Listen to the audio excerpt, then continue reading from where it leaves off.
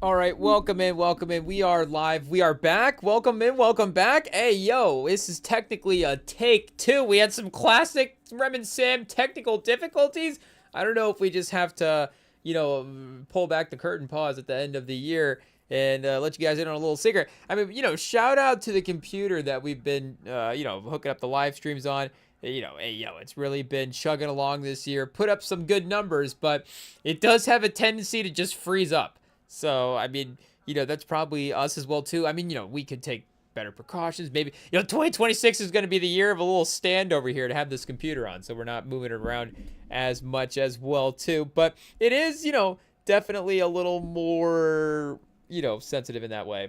So, as trusty as it, we're, as it's a good computer. We're not gonna sit here and complain about the equipment that we have. At the end of the day, we have it, and it does work. So we can, like we said, I guess just take the precautions to make it work. At the end of the day, either way, I guess we'll see if this ends up being a full episode or if this ends up being some kind of YouTube live exclusive. I don't know, but yeah, we still figured we better jump back on and do the album reactions.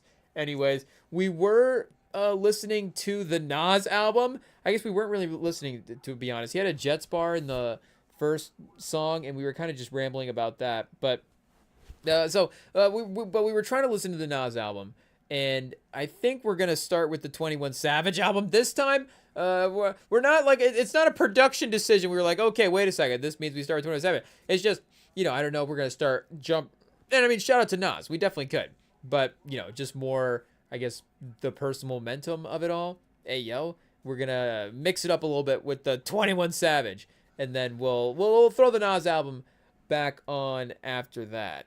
But we do also, of course, NBA Friday night. We do have NBA on in the background as well too, and it was Pistons versus Hawks. So shout out the Pistons. They did a little Detroit Thunder, I almost said. They did a little Oklahoma City Thunder. We had to pivot the game in the fourth quarter.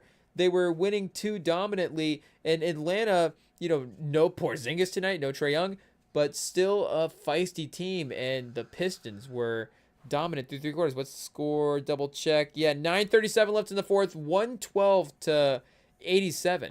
So, Pistons Thunder in the finals. I'm sure any bet involving the Thunder, especially just as basic as the Thunder in the finals, is probably not going to be like crazy odds. But the only way to get good odds on the Thunder in the finals at this point, I guess a good way to do that would probably be to bet matchups. So you could probably, I don't know, 12-1 on Pistons versus Thunder. I mean, again, the Thunder are going to be dragging down the odd of the other team as well too. So of course it's going to be the counterbalance of that. But the Pistons, yeah, they still are on top of the Eastern Conference at this point record wise at 19-5. And I guess because we're gonna try to not have any technical difficulties in pause round two. I guess we're probably not going to have the follow along aspect in the background the same type of way, but I'll still try to, if we got a number or two to look up, we will do our best to look it up. Austin Reeves to be reevaluated in a week. Calf strain. Oh, chat. Dave McMiniman from an hour ago dropping the bomb. The I don't even know what we call that. We need a term for it. At some point, the McMiniminute, I don't know. Might start getting a little sketchy, but either way, Lakers to evaluate Austin Reeves in a week. Hopefully, the calf strain, not too bad, chat. Calf strain, 2025. May not seem like a big deal, but it's not something that you want to see. You start seeing the calf injuries, and it can be a sketchy road. So the week is hopefully, the timeline that he needs to be in full recovery and not risk any further injury. But we did pivot to Brooklyn versus Dallas. So, I mean, I guess shout out to Brooklyn at this point for competing. I mean, I think we're definitely, we have to be the number one Brooklyn show just at any point. I don't even, anywhere in the world. I might, dare we say in the world? I guess there's actually got to be a, well, I guess we can't say that. We're the number one non-Brooklyn Nets fan show that would say positive things about the Brooklyn Nets, I think. Because we all, and I guess this is probably us just fooling ourselves into thinking some things as well too, where we're not always like watching every game at every point. So if we're flipping over to the games where we're close, I just now realized, I'm like, why are we always watching Brooklyn in close games? It's like, well, you're purposefully, it's like, oh, well, Brooklyn's in a close game, I guess I'll watch this one. Or whenever the scores get close in given games, it's like, well, I guess we'll try to, just for me myself, I just want to watch the competitive matchups as well too. So if the game does end up being close, at least we'll be watching that stretch, and then we're not committed. We can dip out as soon as as soon as the lead starts to benefit the other team, because that's what will happen, make no mistake. So Dallas will probably be switching the game again in the third, fourth quarter, but for now, Michael Porter Jr., not Cam Johnson anymore, that was the trade, but Michael Porter Jr., I guess the field goal numbers of Michael Porter Jr. and Cam Johnson, like himself, but also he was traded to the team and also has to take Cam Johnson's production. See, Cam Johnson just gets to go to Denver and take over for Michael Porter Jr., but Michael Porter Jr. has to do both. And Brooklyn, really, it should add to his MVP case, obviously. Brooklyn at 6-17. Does Michael Porter Jr. have an All-NBA case for this year? With some of the injuries, I don't know what we would have left. Oh, chat, where's Brolin? Did Brolin get out? Hey, yo, chat, we just talk about Josh Brolin here. In part one, we were watching Knives Out, the third Knives Out as well, too. That's when we had one NBA game on in the background.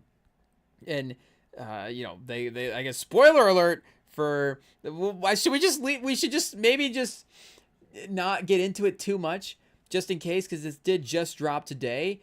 And like we said, if you had been following along in the live stream, watching along, then you'd been caught up in the plot at this point. But obviously, we're jumping in a little bit later in the movie, so we will maybe not reveal too much of what is happening, just because, again, this is still, just in general, also a new movie. Oh, chat, though the double reveal is pretty good, I gotta say. Ryan Johnson in his bag a little bit. Oh, chat, definitely a little gross, I'm not gonna lie.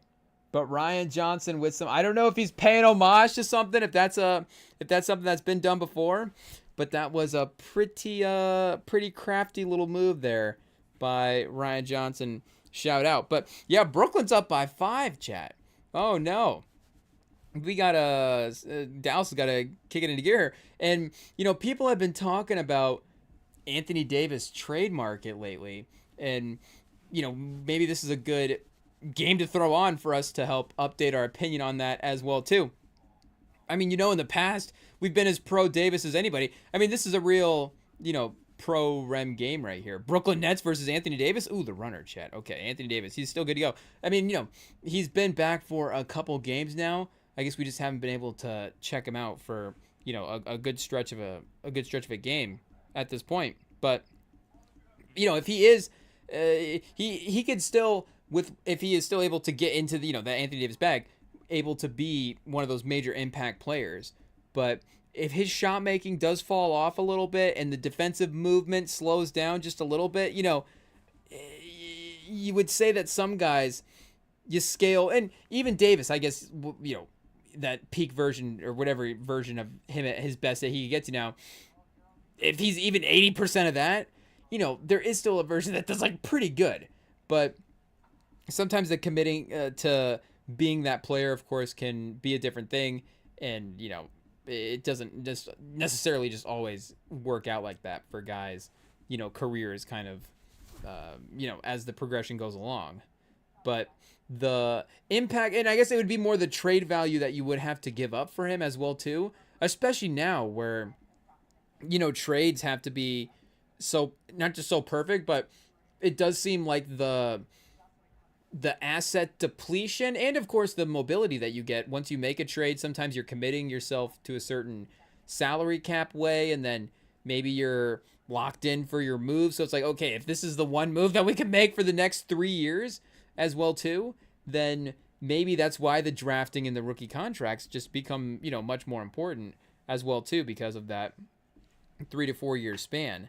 But yeah, I mean, again, with the best version of his skill set, I mean, he is definitely a guy that, we would love to add to any team. It is what it is. Davis to Detroit. I don't know if that's the move as well. But, speaking of what they would have to give up, we'd have to go to the trade machine for that. But, hey, maybe we just jump right into the 21 Savage album and see what is up here. We were talking a little bit about him and Drake reuniting and what that could mean for, hip hop potentially back in the charts a little bit. But we'll actually cue it up here and see if the song itself is able to get there. I mean, I guess it could have a little bit of a moment just because as well too. And I mean, the feature list in general is pretty stacked. So, we have pretty high expectations for this project. And I know this does have a short rollout here. We'll just cue up the first track and get into it. A couple of solo tracks before we get to Young Nudie as the first feature on the track. Hey, yo, chat. I mean, hey, it is what it is. We just want to get to the Drake feature. But we got Metro Boomin feature as well, too. Glorilla? We got a Glorilla feature? Oh, chat. That'll go crazy. And Lil Baby as well, too. I mean, Glorilla, just looking at it, like if we were going pre-album betting odds for who could have the best feature, Glorilla might have interesting odds. But, again, we have to consider Drake as well, too. And Metro Boomin for production. Metro Boomin for production as well. But, yeah, two-time Grammy nom now. I know, again, some of the other Grammy noms. But for where they're at in their career, and I guess, is it just two? But 2 years now, 2 Grammys being nominated. That is a legacy being built. So excited to get to that track as well. But yeah, again, this does have a little bit of a short rollout. So maybe it does feel like, is there a way where it could be viewed as like a simpler project in a way? Like maybe more in the lane of like the Tyler, the Creator, like Don't Tap the Glass type of ordeal. But this has been almost 2 years since he has dropped an album. He's going to have dropped one he dropped American Dream in 24, right? So yeah, he dropped it in 24, but January 12th of 2024, and now we're December 12th of 2025. So we're 23 months apart from the albums. The Rem and Sam Math Corner.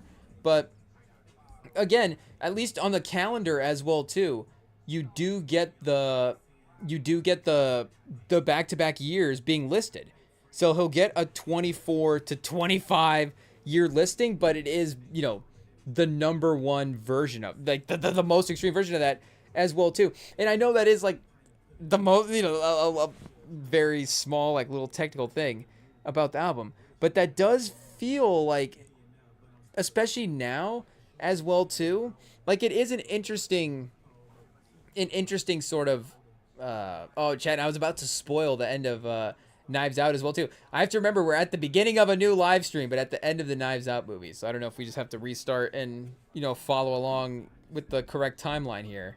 But some as you would expect, some interesting reveals. I guess this is our takeaway, is our review of Knives Out. Interesting reveals and fun performances. Ryan Johnson in his bag with a couple shots. Shout out.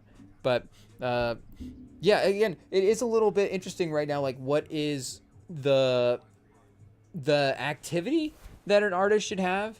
Again, we get guys dropping every year. What does that look like? Is it literally just 12 months on the dot? Is it, like we're saying, just within that calendar stretch? But also, you want the time to be able to, craft a good project as well. But, like this JIT album, the latest JIT album that dropped, it really was only, for him as well too, like 3 years, maybe 4 between albums. So, 4 really starts to get pushing it, even 3. But still 3 years between albums is not necessarily the most crazy thing in the world, but I guess a lot of the guys that, have been great have obviously been pretty active. I'm trying to think, but Dropout was 2000, and then when was, oh no, '04. Okay, I'm an idiot, chat.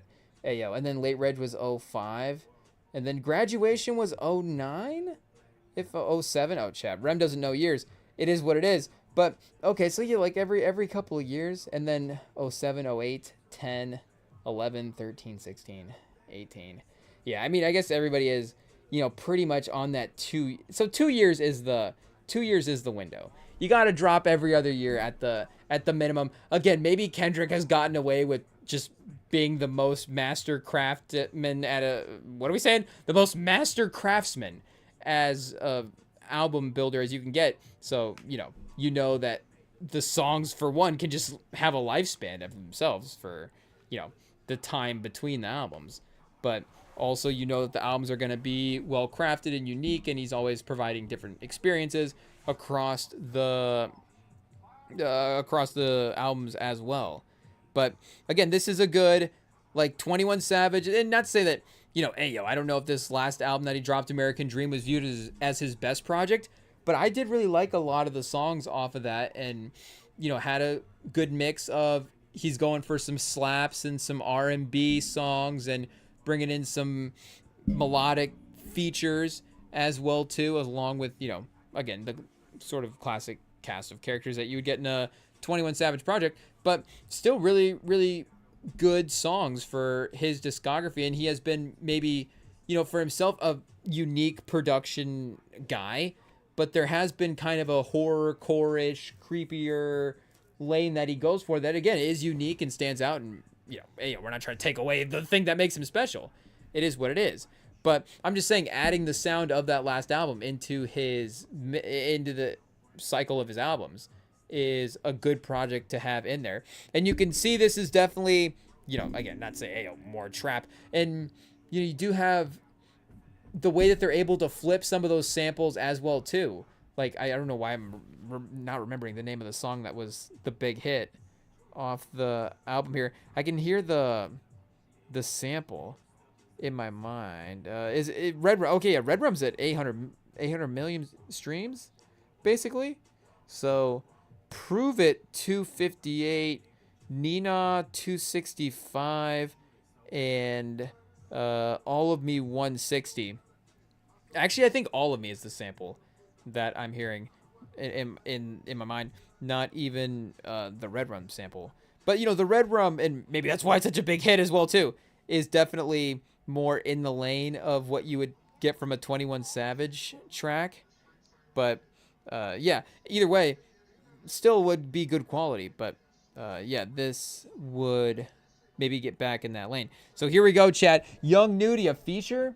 Let's go. And the first two tracks definitely seemed, definitely seemed pretty good as well too. Definitely bringing a little more energy on this track. So, I mean, if you're talking over an album review, this is definitely gonna stand out. It is what it is. We can't judge the other two tracks too harshly. But in terms of this tempo, I will say that there was definitely nothing with this energy on the last album. It was a little bit, even in the, like we're saying, the hits that were there is a little bit of a slower vibe to those tracks as well too. This is fun. This is honestly one of maybe, and maybe probably don't know 21 Savage's discography the way that we would know some other artists, some of his cuts and stuff, but this might be up there with some of his more energy tracks. I guess, what do you have? American Dream and then Her Loss in 2022. And then Savage Mode in 2020. Is that really how it goes, chat? Hey, yo. Let's see here. And I guess, all great projects. I'm not saying that they're not. I'm just saying that maybe he's dropped even less albums than I would have thought as well too. So yeah, wait a second, let me go back to, and Her Loss, shout out to 21 Savage, but it is definitely going to go down as a Drake album. It is what it is. But even like, Mr. Right Now, or the other hits on this track list for Savage Mode 2. Again, there is just a sound that was really iconic to it. So shout out. I mean, Step Brothers, easily the slap off the album to start. It is what it is. Is this Young Nudie dropping in? We may have to hit the mute chat to hear the features, to hear some of the verses, because of the copyright rules. We'll say it again in part 2. Because of the copyright rules, we will, of course, have to hit the mute every now and then if we want to lock in to listen, because we can't have the track playing for too long, just, going in the background. Unfortunately, YouTube will step in at that point. But, we'll hit the mute. If you guys can follow along, you can see the time for the track at the bottom. And, of course, you can see the track list as well, too, to see where we are at. So I know we've given out the rules through the Young Nudie verse, and now I guess we can hit the mute for a 21 Savage. First, we can lock in for our guy. It's his album anyways, right? It is what it is. But this is going to be... It'll be fun now to see what the energy of the Drake track will be. And honestly, just looking at the track list, because Young Nudie could have been on a more creeping, we'll say, beat. Not necessarily the Metro Boomin style track, but he could have been on a more creeping beat. But I imagine, and literally the song with Lotto is called Pop It. I imagine that song's gonna have a certain energy to it, and Glorilla as well too. Like, you kind of want to bring her in on a high energy track as well. So maybe the Drake one is gonna be more, I don't want to say melodic, and it's 2:45. It's near the shortest track on the album, so I imagine his verse is probably not super crazy, but he hasn't. I'm trying to even think. Hey, is it bad that we don't know what his last drop is? He was dropping those hits. I almost said those. Well, we're not trying to be disrespectful, but he was dropping those tracks over the Iceman streams. Those just didn't really make our rotation, just because, again, we were West Coast last year. It is what it is, but the last, again, major project he dropped would have been, of course, Some Sexy Songs for You, and him, I guess, really speaking, would have been also on those tracks as well.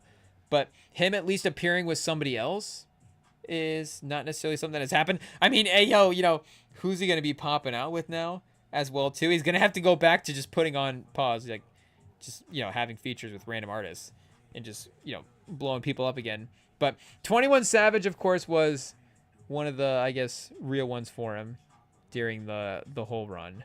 So shout out, he's able to reward him with a feature, and I guess that's the mark as well too. They both, Kendrick and Drake kind of have their, they both, I guess, had their mark for features in general. But Kendrick with that, just in general, the cosign that he has now with his status in the game, but his West Coast approval as well too, and the West Coast people that he is putting on. And then for Drake, like we're saying, who's left on his side? Who didn't diss him over the course of the beef? Who didn't jump in on the diss tracks? Who is still having him on songs? Here, let's see where his featured on is at lately. And I guess outside of One Gone Delilah as well too, I don't know if that counts. Is featuring Drake? No, that's just playlists that he is in. He's in the This Is Bad Bunny playlist.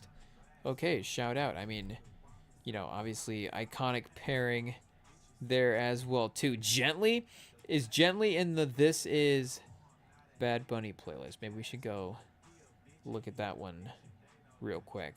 Where's the featured on section? I think mobile, of course, has it sorted out a little bit differently. So on desktop, you can only go albums and singles. Wait a second. Hey, chat, we'll figure out this Spotify app at some point. Music videos about discovered artists. Oh, wait a second. We'll get appears on. Here we go.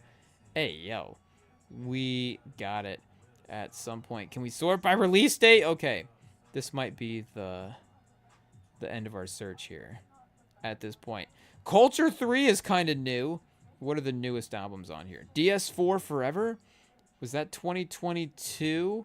And then Utopia, maybe also 2020. So 2022, yeah, would have been the last time that he was really 2023 would have been the last time he was really featured on, and I guess these are all albums as well too, not him popping out on singles.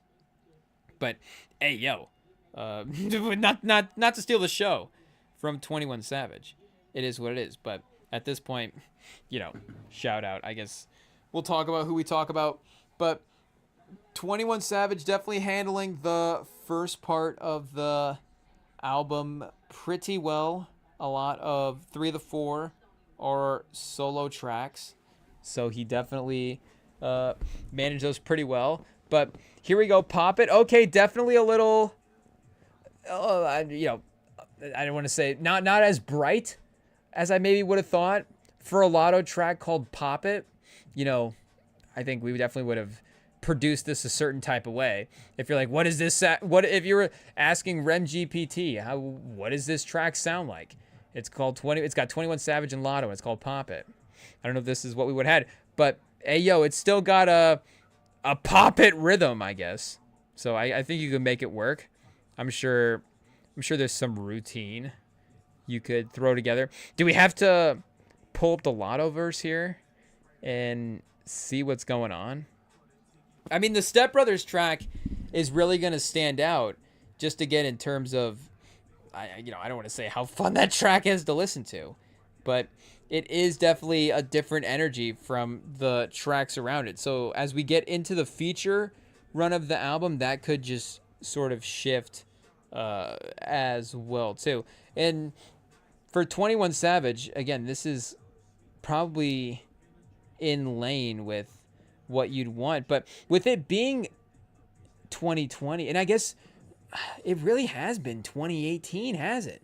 Since it has been a solo album. I know we could go back and pull the list back up again, but yeah, those Savage modes, he's working with Metro Boomin. So what does he have from a sound standpoint? Again, I know American Dream is that, but there is still that.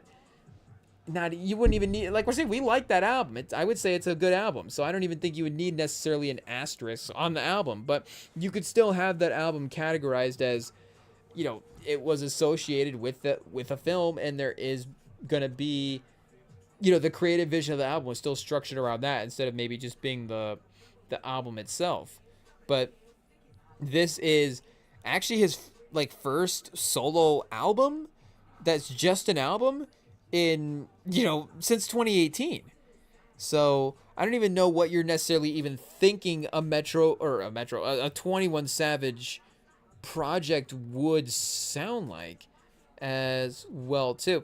And speaking of Metro, I guess there was of course images of them in the studio working together. Maybe it was this track, or maybe it's Savage Mode 3 as well too. I guess we'd have to go back and double check the caption on that. Did he say Savage Mode 3? He might have, honestly. So that's obviously pretty clear in line there. But yeah, I guess I wouldn't even really know what to expect. And this does, as a cohesive sound like something that is definitely good for 21 Savage, for sure. But, you still got to have a song or two that, again, you're playing around and playing with people, and that's going to bring energy to a setting probably. So he definitely has that so far with Step Brothers. And the bass drop on Mr. Recoup, immediately a high energy-ish type track, but a little, not necessarily the same speed on the drums as Step Brothers, where I don't want to say that every kind of not slow track, because we were saying that with 21 Savage earlier, but any kind of slow or high intensity track is a Clips beat now. But there is, again, a sound that they have, and I think is definitely gonna be duplicated a little bit in a lot of track lists going forward. And this does have and not to say that the Clips sound isn't have similarities to tracks before it, but that's the association we make now, and this has a Clip sound vibe. If we were making a playlist just Clip sound, this could be the the 21 Savage introduction to that. And that does sound like a decent name for a playlist, honestly. Clip sound could be okay. But yeah, chat. Hey, yo, this is going to take a trip to the genius. It is what it is. So it may just have to be us looking at it for tonight until we go get that desk situation for it, and we're able to improve upon and we're able to, just not have it freeze up as much as well too. But I guess we got to actually listen to the track as well. Should we start over and just we can't just mute the whole track. It is what it is. Wait, we can listen quick enough to see, is Drake on yet? Whoa. Nope, definitely 21 Savage. It is what it is, chat. Not difficult to differentiate these days. Because Drake is obviously so unique with his flows, pause, between the two of them. So, yeah, wait a second. Did we miss him? I think we might have missed him, chat. He might have been like a middle of the track list feature. We may have to go back and see. Obviously, we could have gone back and listened to the Young Nudie track. And the production on this is great as well too. So just production wise, this is pound for pound as good of a beat as we got on Step Brothers. But obviously the star power and maybe even the level of competition that brings from 21 Savage does maybe elevate the track a little bit as well too. Okay, wait, do we have to lock in? Mute.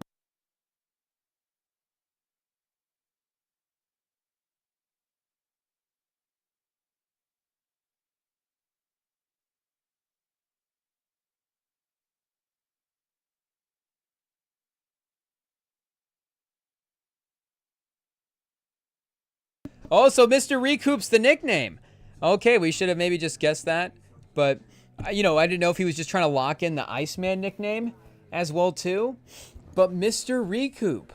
And, of course, 21 Savage is going to help him with the rebrand. So, 21 Savage, I don't know if this was in part 2 or part 1. When we were, this was probably in part 1. But when we went to Genius the first time, they had an article on there that was 21 Savage said that Drake shouldn't beef with Kendrick, and I guess we didn't look into it.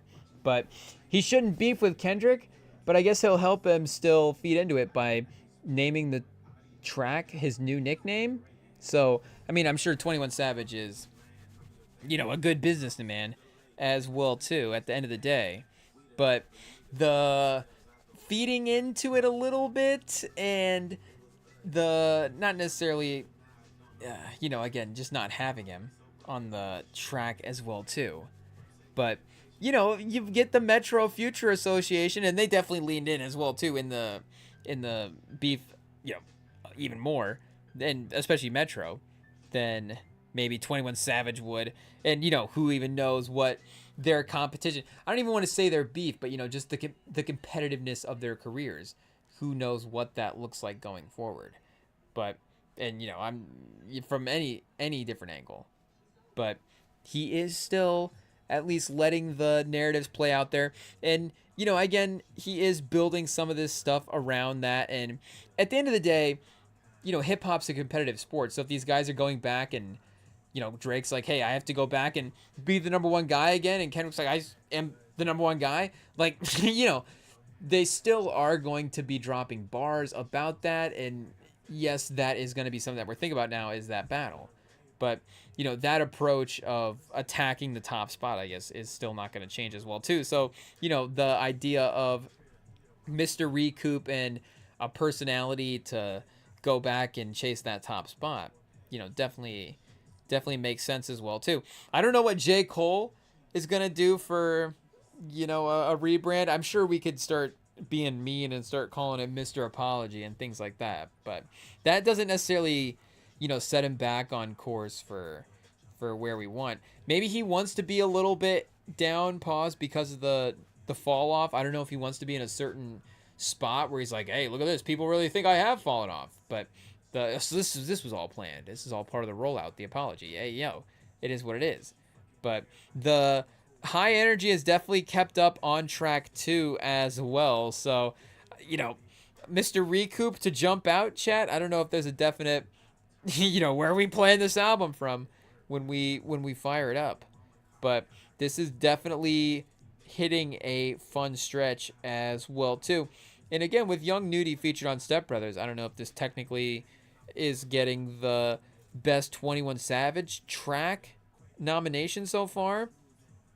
And again, to speak to that energy as well too, it could be fun for his discography to have him spitting bars like this on this type of beat.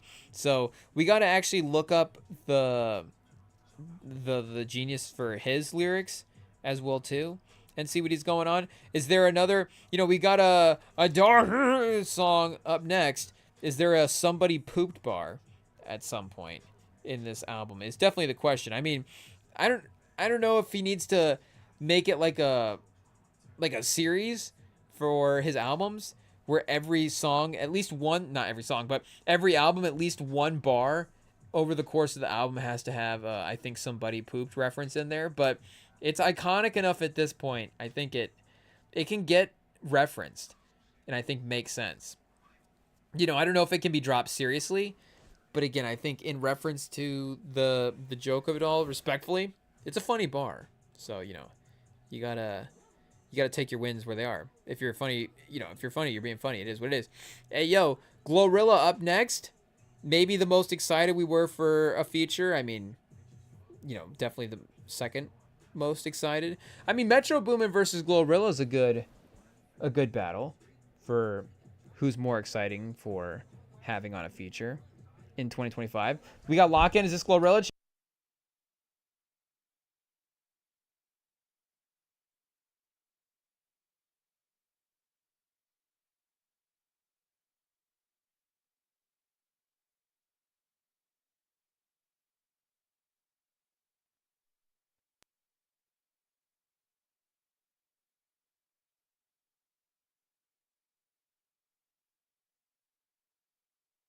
Oh, wait. Testing 1, 2, 3. Are we back? Okay, chat. I think we've solved the mystery. It was the dog that pooped. If we didn't say it before, we have to say it again. Hey, yo, it's gold. It is what it is. But the chorus definitely locked that in because they were both saying it. So I think we got our reference. We got our homage. And now we can lock it in, chat. It's a classic. If we get a somebody pooped reference, then we are good to go. But yeah, slower energy for Glorilla and Lotto, chat. I'm not trying to say that he's not disrespecting their abilities on the track list, but I don't know if he's giving them the, if he's giving them the best opportunity for good opportunity. They can drop bars over anything, but they are just so much fun when they are on those types of bars. I mean, you think about the run that again Glorilla was having in her album in 2023, but then the features that she was having in 24 as well too. I mean, both of her features on and just thinking about the Tyler track list, hey yo, those are a certain type of feature.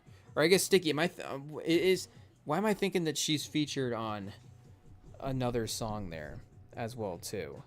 I think Rah Rah is just a solo Tyler track, and that is another fun one for sure. Oh, she's not featured twice on Sticky. He's got Glorilla and Sexy Red on that track. Hey, yo. Are we getting crazy, chat? I'm not sure. But I don't know. For some reason, I was thinking she was on two different songs on this album. It is what it is. Or is she featured on... Is she on Don't Tap the Glass as well, too? Let me double check. No, but she's been around. Hey, yo, Glorilla's featuring in 2024, 2025. It is what it is. We pull up her features and double check where she was at. Oh, the Summer Walker album this past year. That's where we saw recent Jack Boys 2. I think that's what I'm thinking of. Her feature on Jack Boys 2. Wiggly wobbly, wiggly wobbly. Hey, yo, that's a what a classic, chat. What a banger. Throw that one on right after this. Code of Honor with G Herbo. I mean, this. I mean, it's 21 Savage. He's, he's gonna be able to get the names, get the draw. But this is pretty stacked. You cannot be mad at this feature list. So we got a little talking intro over this one. We've definitely slowed down. 21 Savage has. She's just, we're in the middle of that. We're in the album at this point. Pause. We're hanging out. We've definitely committed. So he's definitely got time to say a few things to his fans. And we get a good little beat drop as well too. Almost a minute in. Pause. So, even the little mixes in production where maybe some of these tempos and stuff can get to overlapping and being similar, but you can craft it a little differently each time and, make each one a little bit unique as well too. And I guess we haven't necessarily double checked to see if, he's had other big name, that we would know type producers on the other tracks. I mean, that he is going to be working with top guys again, producer wise as well too, but maybe even a consistent name on the album here. I guess we just go, who produced Mr. Recoup? Is that the first obvious one to look at? Here, let's see what we got. Oh, chat, they don't want us to know. It's a secret. Typical Drake, chat. Oh, no credit on the feature. Oh, wait, this is a 21 Savage album. Whose mistake is that? Oh, I don't know if that's the only track list. It doesn't have only track that doesn't have producer credit. I mean, it just dropped, so maybe they have to update that a little bit quicker. Oh, well, Code of Honor's got a producer credit. Taurus and Casper. So, again, we're talking about names that maybe we would know. How many producer names do we know in 2025? Spiff Sinatra and Isaiah Brown. Spiff Sinatra definitely starting to sound a little bit more familiar. Oh, let's go Step Brothers. Step Brothers with Young Nudie was produced by Coop. So, yeah, Metro Boomin, I guess, in terms of one of the biggest in the game, shout out. But, yeah, and we'd have to educate ourselves more on who in his other solo albums, those first two solo albums, who he was working with for producers on that. And he did have Metro for multiple on the last one as well too. But I think there's like a vocal sample situation in the back. I thought I just heard something ring through. Was that the Netflix? That honestly might have been Stranger Things. The vocal sample, if it was, the vocal sample on this Stranger Things preview, just perfectly mixed with the track. Perfectly mixed with the track through our earbuds, through us talking over it, to sound like it could have been part of the song. But it definitely could have been a dramatic moment that was like the backing vocals for that. So here we go. Here's the Metro beat. Gang over everything. Ooh, chat. And we got pretty fun bass here from Metro. Feels like it stands out a little bit more than some of the other tracks on this album. We do have kind of a... Is this... Wait. Oh, I was going to say a minute 59 for Metro, but halftime interlude. Okay, that makes sense. I was like, oh, I mean, you're friends. How much are you charging for his beats over here? Hey, yo, what's going on? But I got to say, the bar on a couple of these other tracks, there's Mr. Recoup and Step Brothers, like we're saying, have definitely been pretty good. But this is good as well, too. I mean, hey, yo, Metro, this is good. It's our take in 2025. We got to lock in.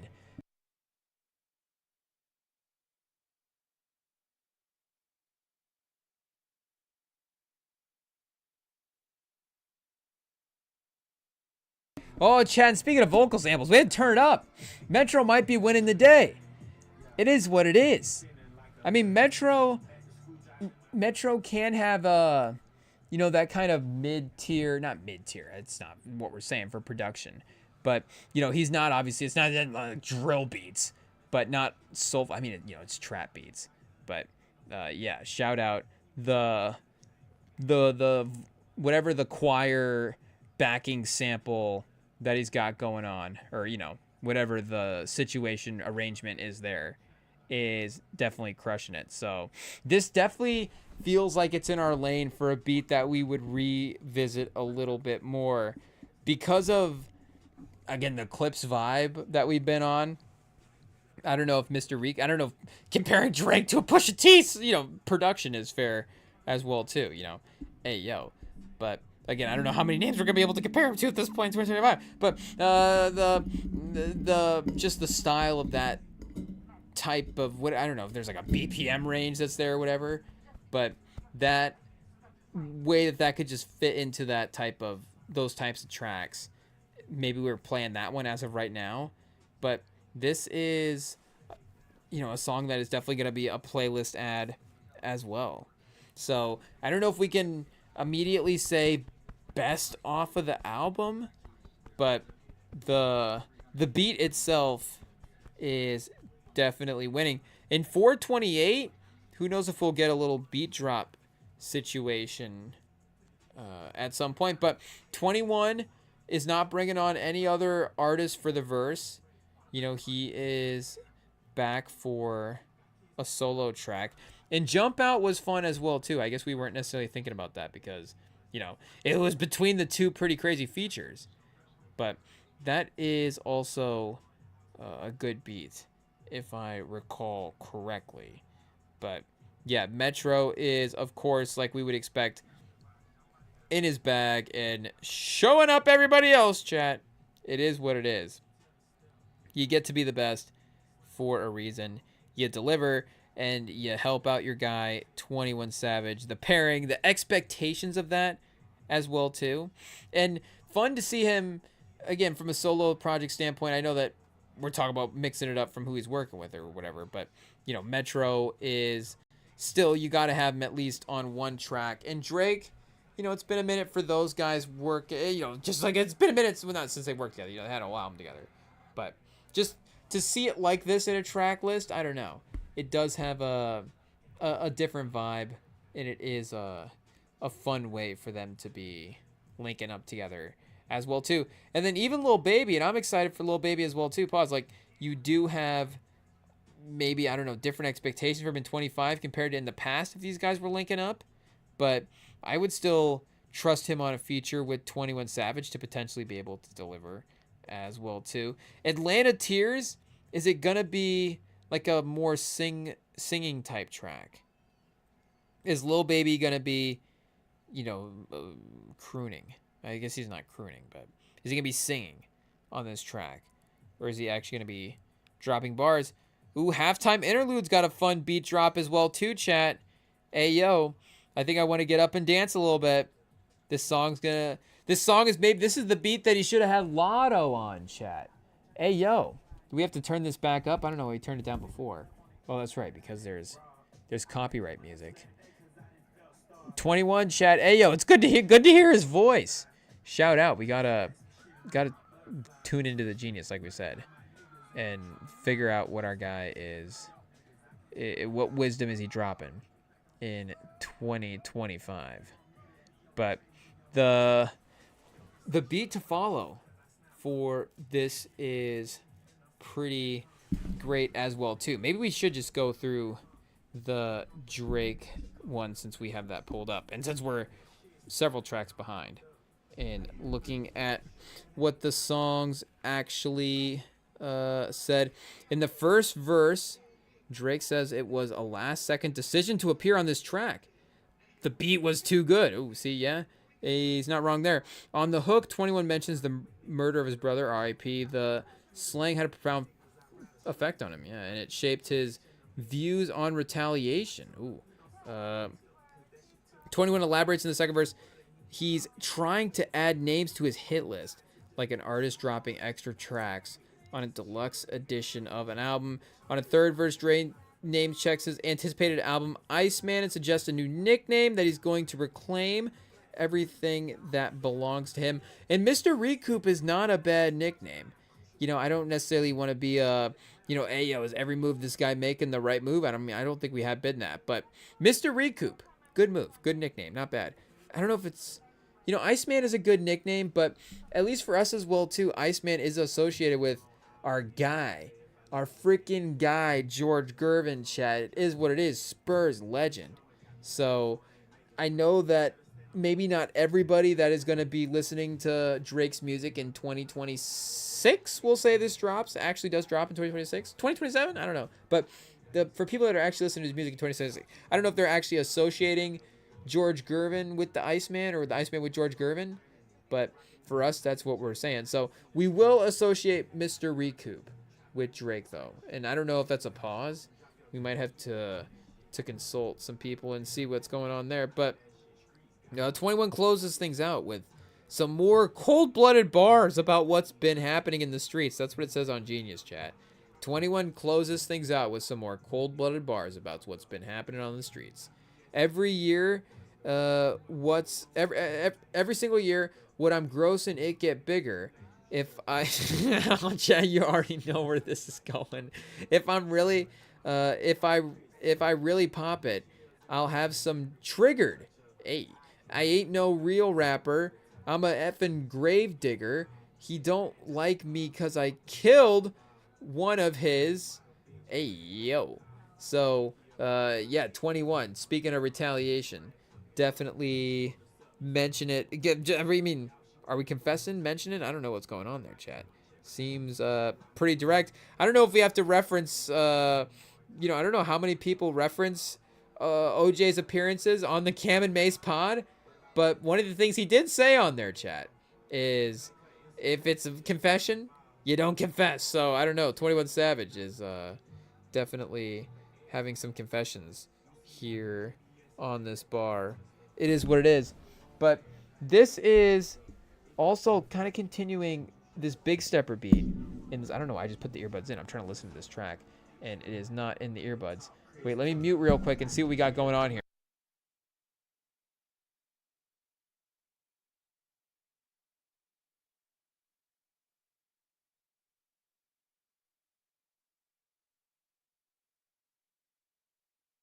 Yeah, chat, wait, I might have to go back on this pause on this track real quick. Because, again, anytime there's like a vocal sample in the back, we're going to probably want to give it a chance and see if it's good. It is a little slow tempoed, but the music in the back, pause, is definitely high quality, for sure. So, again, there is different energies throughout the album, kind of slowing it down after you got a good energy on the Metro Boomin track. Halftime interlude does go a little bit as well too, but yeah, a little change of pace with Big Stepper. So maybe Atlanta Tears is gonna be a fun track if it is gonna kind of bounce around a little bit. Pause, like that, but like that, chat. Hey yo, I mean, that could be a. Is that a cover on the deluxe edition? A cover? What are we talking about? I don't even know what the. Yeah, I guess it is just a cover. A freestyle. Like if he just drops a freestyle or whatever. I guess it doesn't necessarily have to be a freestyle. You can just call it a freestyle if you're just dropping a couple verses over a beat that's already been used. Just the same beat. Then just call it a freestyle. Like that freestyle, boom, deluxe edition. There we go. Maybe it's a different name than the Like That freestyle, but that like freestyle, and then now we have a track. It's good to go. The streams would be incredible, but Lil Baby, chat. Do we just skip the outro and get to Lil Baby? No, we will listen to the album. I mean, I'm sure that happened back in the day. You're like, oh, this track's over. Let me just move the needle on the record player forward a little bit and then just get to this track. It says on the back here that Lil Baby's featured on this vinyl, so we gotta get to this Lil Baby feature. But here we go. We are at and we got Jawan Harris last on the album as well too. What do we got? Like a little I was gonna say guitar situation. Yeah, it kind of sounds like it. And we got another Another vocal situation that is sounding pretty nice. I like the choices there throughout, for sure. And maybe we need to do like a December to December music. Oh, chat, I just skipped it. Wait, let me. Okay, there we go. Boom. Oh wait, that's the Lil Baby verse. Let me start back over. We're bouncing around, chat. I just hit the. I actually just queued up the last track, but here, let me restart. Let me just restart Atlanta Tears. It is what it is. Okay, chat. 2 seconds, 3 seconds, 4 seconds on Atlanta Tears. We are back up and going. We got Lil Baby featured early, so we will just, pause, build right up to the feature, and listen that way. But for 2025, it's interesting to compare because in terms, it's not really going to be in the rotation, obviously, for 2025, and we've only got a couple of weeks left. But in terms of, quality, you can still judge the quality of it versus other 2025 projects. But maybe it is appropriate to kind of do a December to December ranking. I know, I don't know what that means for the albums now in November going forward for this ranking. There's always going to be an album or a month right before the cutoff of the situation. But with the Spotify Wrapped and stuff as well too, I don't know, they might be changing the music year for December to December, or maybe it just has been that, and that's us being in tune with it now because of how those stats are being presented at the beginning of the month. But this Lil Baby feature is pretty good as well too, chat. Hey, yo, we got a passionate, definitely, invigorated. I don't know if that's the right way to say, right word to say there, but we've got a, we'll go back to AL passionate. We've got a kind of a passionate. It is a little bit more of him kind of doing a singy type thing on this, but it is definitely working a little bit. I don't know if we get to the genius here for Lil Baby, the quote of the night that we, for some reason, cannot seem to follow through on and actually pull up. But Atlanta Tears with Lil Baby, 21 Savage, hot off the press. Keanu Beats on production. What's it worth in a world full of F? Hey yo, poker face on one in a bill. I can't lie, you know how it F with me. I ain't blood or being cocky. Say what's poppin'. It's us really. I cut off the extra baggage. Now the jet moved bigger. I already asked God for forgiveness. He must get 'em. Cut off my hand. I'll cut my hand off. I dap them up. I can't feel 'em. When you thuggin', it's F it. When the judge give life sentences. When it's thuggin', it's like F it. When the judge gives life sentences. See, chat, we're not giving Lil Baby. Lil Baby has a unique enough cadence. We're not giving him credit when we read it. You gotta actually kind of try to say it. Of course, like Lil Baby would be saying it on the track, the same type of cadence. I already asked God for forgiveness. He must get 'em. Cut off my hand. I'll dap them up. I can't feel 'em. When you thuggin', it's like F it when the judge give life sentences. 15 years in, and I guarantee you feel different. I can move to Palm Springs, say F the hood, it's still in me. Really stop the bros from smacking that boy cold. We the ones that got the money back then. We getting it. One went legit and tried to take care of my guys. They tried to flip it. Oh, okay, hey, we got more. I was like, wait a second, that doesn't seem like all for Lil Baby. Here we go. Where were we at? Lost our spot. I don't do this for her, so you ain't gotta listen. I ain't getting her clout, so I'm trying to leave my business for my children. I ain't picking sides with rappers. If it ain't us, it ain't my business. Oh, chat. He's saying, I don't know what he's saying, but I think we know what he's saying. I done double on my grind. I keep on climbing for the trenches. Get a million, you think everything's all right. It ain't that simple. Irritate me, but if I pop up, it gets worse. Pimples. Ooh. Okay, Lil Baby. He's in his bag, chat. He's in his bag. I mean, this verse is pretty solid.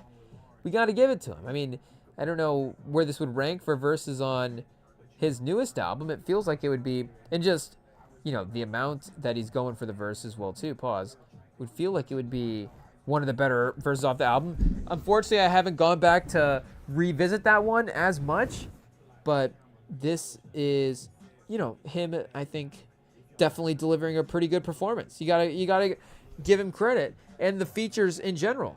Credit for showing up on this album. I mean, shout out 21 Savage giving us a little December music rotational replenish.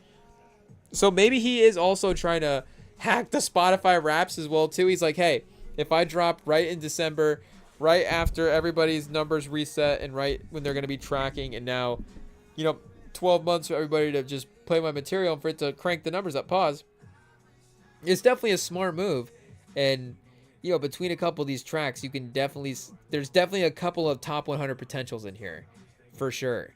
Like Step Brothers, Mr. Recoup, Jump Out, Halftime Interlude. Honestly, I don't know, the B-sides might be a little more consistent in the first part of the album. Maybe we were just talking too much for the first part of the album. But, yeah, I mean, it's been a fun project for 21 Savage. I mean, Nas up next, of course, is, you know, obviously a legend in his own right. Him and DJ Premier, you know, can you say in 2025 they're on a different level? But I think you could say they're on a different level. It is what it is. But, of course, 21 Savage is always going to give you some of the finest projects that you can get in the game. And this one delivers. And he always makes, and that's the thing as well, too, whether we're saying, you know, adding stuff into playlists is maybe sometimes different as well too than an album always being able to be played from start to end like that, where I think with all these 21 Savage albums you can kind of play them. If you had to play this album with a no skip rule, you know, or whatever album, you know, again, there's albums where it's like, well, yeah, this album doesn't have any skips, so that wouldn't apply. But for an album like this where it's like, well, okay, I can't just choose whatever songs I want to listen to, I gotta listen to the whole thing.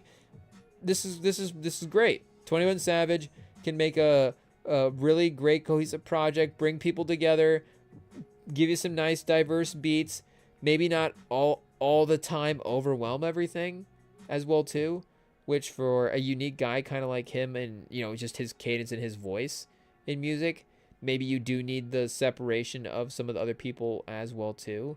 So shout out. If we go for our 2026 music rankings and start this in December, like we're saying, then I guess he's number one as well too. I think he was number one when he dropped American Dream because he was, you know, early enough in the cycle, but he's back, chat. Number one again.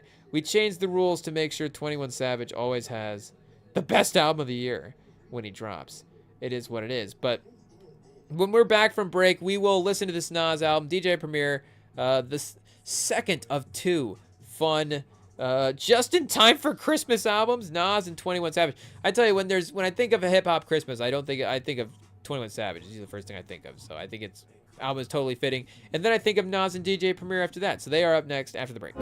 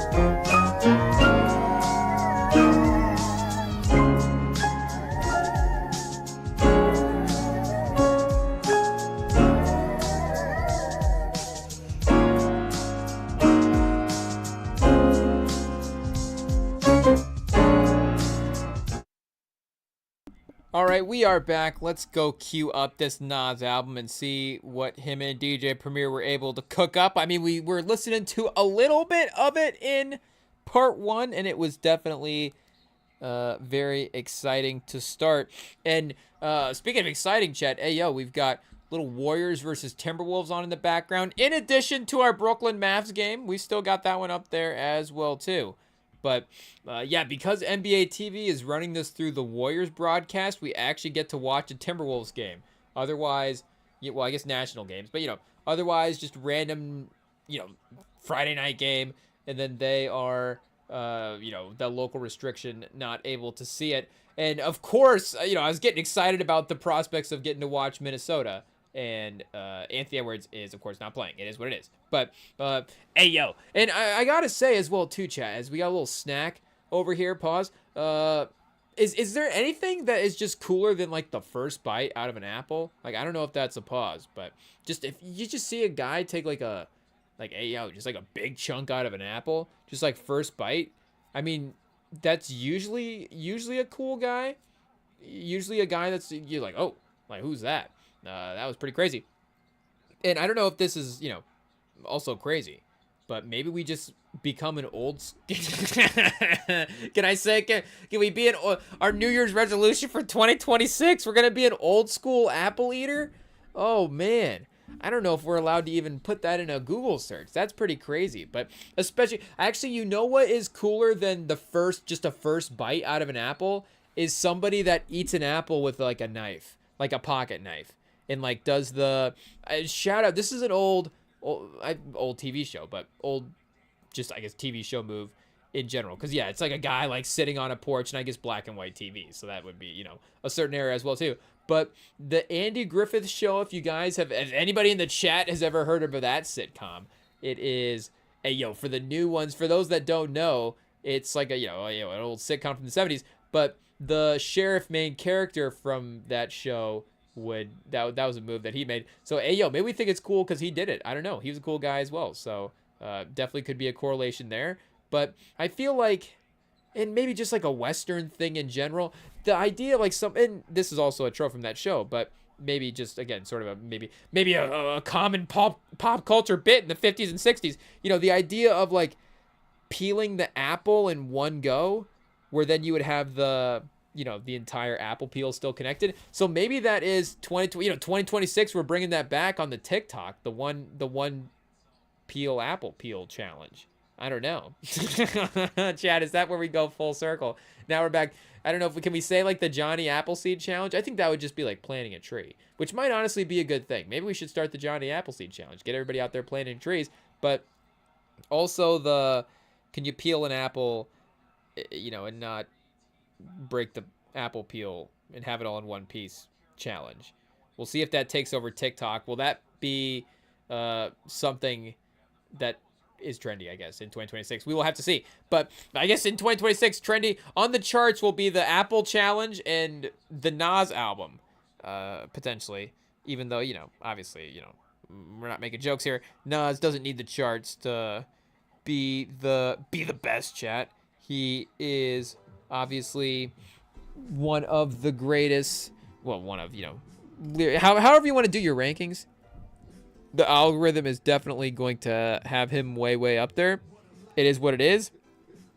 And we were talking a little bit in part one about how, in sports, you do have these somewhat defined careers where you do know that there is a certain amount of time to some degree. And, obviously, in life in general, we got to be thankful for the time that we have, and we do know that it is limited. But the idea of your professional career of it, again, the actual playing element of sports does get limited to maybe, and, we're obviously being generous as well, too, to some of the great players that are able to actually have those types of careers at the end of the day. But sometimes, what is it? The lifespan of a running back is like 2.5, 3 years in the NFL. So if you're a running back and you're able to have 2.5, 3 seasons, again, it's just a different type of thing. And there, I guess, are artists that, do have sort of major commercial success for 2 to 3 years, or maybe 2 to 3 albums, compared to like, hey, yo, they're every, Drake's every 15 albums gonna be, is gonna do like a crazy number the first week. Like maybe somebody has like a 3 or 4 album run where it's like, okay, this is where they were at their commercial success, and then maybe this was also a different time where they were maybe a little more critically successful, or however that plays out. But you can still, and like we were also saying in part one, and this is, something that you don't want to necessarily have to say again as well too, or just have to think about in general, but it is just all across music, unfortunately. And, I guess, well, maybe we should complete a sentence here, but, we do have a lot of stars throughout just any type of musical genre that unfortunately weren't able to, well, they were just taken from us too soon. They were taken from us too soon, whether that's, Juice WRLD or Whitney Houston or Michael Jackson or somebody, Aaliyah, Left Eye, like all of these people that could have been and still making music for who knows how long.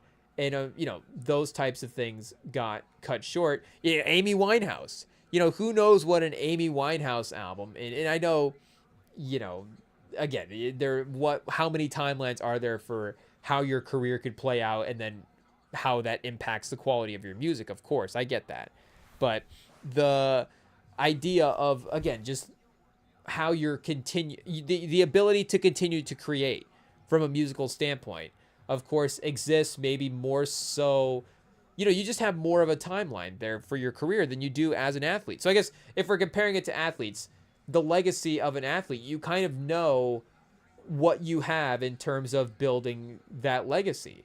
And not to say that a guy, like Shea, of course, proves that you can start from anywhere. I mean, Jokic, both the best players in the league, and Giannis. I mean, all these best players in the league have unorthodox starting spots. They all don't necessarily have to be #1 overall picks and then immediately enter the league as the next protege player. Not every player is Wembanyama, but even Wembanyama in himself, in that type of prospect, is unique. Not just him as a basketball player, but him in terms of the hype that he was getting and just the expectations that he have. Again, like, we're like, oh, who has these expectations? It's literally him and, LeBron. It's like 2-3 guys ever in NBA history that have ever had this level of expectations. So, there's even uniqueness there as well too.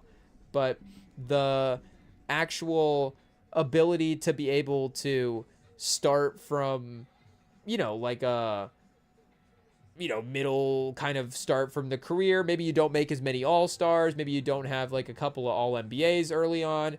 You can have a 15-year career, but if, again, you have that 6-year run where that's your all-NBA run, maybe your 15 years isn't going to quite be the GOAT case compared to another 15 years. But again, in music, maybe traditionally it's like, oh yeah, you have your prime, but then you can, of course, have the bounce back and, and not even just a bounce back as well too. Again, Nas has had not even, again, the bounce back, but the extra years as well too in these 2020s with the King's Disease album.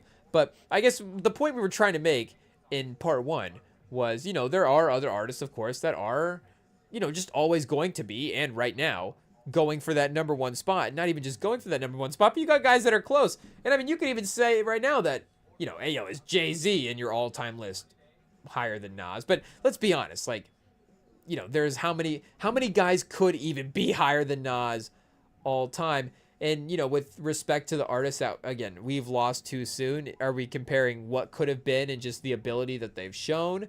Or are we comparing the discographies that they have had? But I guess that does get into a unique discussion either way, because if we're comparing abilities, to go back to, of course, the year that Illmatic dropped, obviously you could argue like Big versus Nas would be a very fun debate just in terms of pure abilities. And you could almost say Big's ability to generate a hit as well too. I don't know if we're getting into the Drake territory there with arguments, but his song structuring and his ability to maybe make a catchy song was a little bit different than Nas's. So I don't know if that gives him a edge there. And then if we're comparing, album to albums, I think maybe some of his albums do get a little underrated, like It Is Written, maybe a little underrated if you're just like this album versus this album. it's like it is written versus views. You're like, okay, like what are we really comparing here? Like, would I rather listen to what's the R&B track on that one, chat? That's crazy. Feel No Ways. Like, would I rather listen to Feel No Ways and Controlla? Controlla's kind of a banger as well too. I mean, Views. Hey yo, hot take. Views a great album. But I keep wanting to say Hotline Bling because I do actually want to listen to Hotline Bling. I just don't play it because I don't want to be basic. But again, hot take. Hotline Bling's a great song. Hotline Bling, the beat is actually really good. I was gonna say, is Hotline Bling the best overplayed song of all time? It might actually be. You could play it right now, and I'd have a good time. I think it's a good song. Hey yo, is Luther in the overplayed territory yet, like Hotline Bling? Again, Hotline Bling, and it's time spent as well too. I guess Luther's gonna get there with the numbers. So is Hotline Bling better than Luther? Because hot take, I don't know if I would still be bored by Luther. I guess maybe personally, I've done a good job of like rationing the song. I haven't necessarily, used up all my plays of the song up until this point. But if I heard it on the radio or heard it I am actually probably at the point even still, again, just kind of maybe even just listening to other parts of GNX where if I heard Luther in a radio setting or something like that, I'd be like, oh, thank goodness. Like, here's a song that I, like, it's familiar. We're good to go. We got SZA in the mix. Like, yes, please. Not overplayed at all. Now, you hear people in LA say, like, not to say that LA was like, oh, hey, we're not snitching on people in LA. I'm just saying that if you're more inclined to be in a spot where they're playing it, you flip on the car and it's just going to be on 24/7, again, that's different. I get that. But, again, any song at some point, it's like, okay, I've heard it enough. But I guess, hey, yeah, what are we saying? Illmatic versus, not Illmatic, like It Is Written versus, again, some other albums. It could be a little weird in comparing them, but the quality of it is still there. So I guess the point is, and again, carrying over from part one, we should not necessarily just, and I guess this is all, it's a bonus, whatever, Nas is already the greatest, but he can still be, and maybe that's even the better way to phrase it too, is, Nas can still be even greater than he already is, in a sense, from an artist. And, this is not like the big three for Nas. Again, this is still, he's still dropping music. Like, music doesn't have that, per se. You could say that there's like a Status that could have those types of feels, where it's like, hey, yo, this group of artists feels like once you're in this realm with these artists, then you're in the NBA, then you're in the NFL. But if you're kind of in this tier, it's like, yeah, CFL, like you love, professional, you love you love your craft, you're obviously one of the best to ever do it, but there maybe is another tier that you could get into, and maybe you're even part of that tier, but maybe you like maybe there's something about the CFL tier and the style of that works for it. I don't know, but you do have the for him, like we're saying, music just in general, for that continuous timeline, he does still have the ability to add to his legacy. And I'm not saying, oh, can he take away from his legacy? I'm not trying to be maybe too biased one way. But I think it is that. I think you build off in music, you can build off the strengths of your successes for sure. And yes, maybe we could compare hit rate as a thing if we had to argue it in, how many skips are in this guy's discography versus this guy's discography. Again, if we're just having sort of barbershop arguments about what is going on here. But at the end of the day, he is who he is from a greatness standpoint in terms of the baseline. But another great album is going to be, it still could be important for that type of stuff. All the career points that LeBron can score could still be important for his career. It's not like they just stop counting the points once he gets to 40,000. And then all of a sudden, just bonus retirement points. Pension points. I don't know. Chad, pension points? LeBron scoring his pension points right now? Hey, yo, that might be crazy. But like I'm saying, Kendrick is going to get close. If Kendrick is not already close right now, if we had to do the, Bill Simmons talking about Shay, if the aliens just abducted everybody and Kendrick's career was over, then, I guess, is Kendrick an alien? And now all of a sudden, hey, yo, it's been revealed. This is why he's so good at making music. He's not even one of us, Chad. But I guess, respectfully, in a complimentary way. But You know, he's an elevated alien, whatever that means. But hey, yo. But we tread lightly, Chad. But tiptoe. But but speaking of Kendrick Lamar, the legacy stuff. He's right there in chasing any of these all-time greats. Not even just Nas, you know, Jay-Z, any of them. But to continue to add to his legacy, you know, obviously is something that is still possible, and I think that is, you know, not being discussed. You know, what does that even mean? Again, we're talking like we're on sports radio here with the hip hop stuff. But I guess just that type of credit and acumen, I don't know, like I guess he getting nominated for King's Disease, like he could still get nominated and get acclaim for great projects. So I guess we shouldn't necessarily say that, you know, he's getting like counted out in that type of way. But, you know, just kind of a general, and this album is anticipated as well too. But I don't know, it just doesn't seem like, again, I'm not criticizing the state of like fandom right now toward Nas. Like, Nas is a legend, and I think everybody loves Nas, and people are excited for his new music. But I guess I just hope a good project gets brought up in that, because it is important, and you know, we'll bring up the other ones as well too. So if he continues to add projects into the mix, then that do hold up to that level of quality, then, you know, by all means, this is like, yes, the discography continues. It is what it is. He's still he's still putting out music. And, you know, again, he has maybe in an era where, you know, hopefully we're able to have artists around longer. You know, obviously that's just kind of a, you know, I don't know if that's like an uneducated statement, but you know, that's just like a crazy statement to make.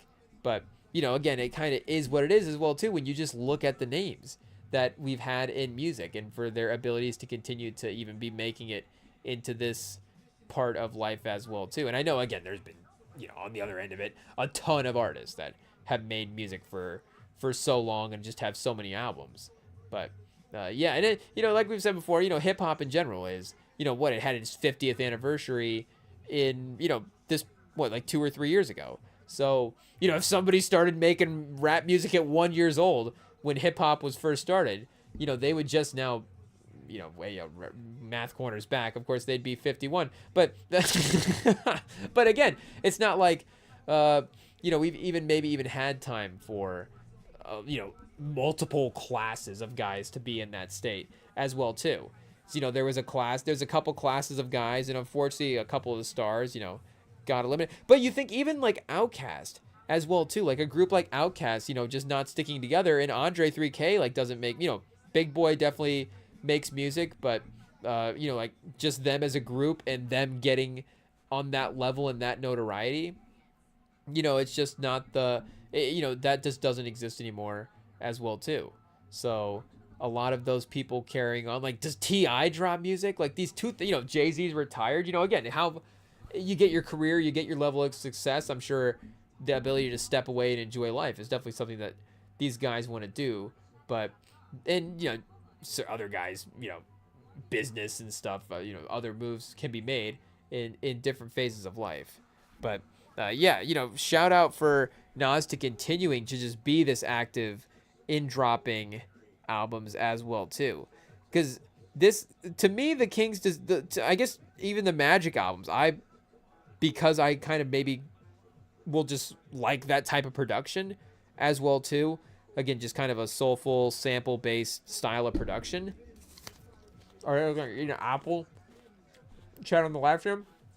I figured we've been holding this apple for long enough that I should just risk taking a bite out of it and see how it goes.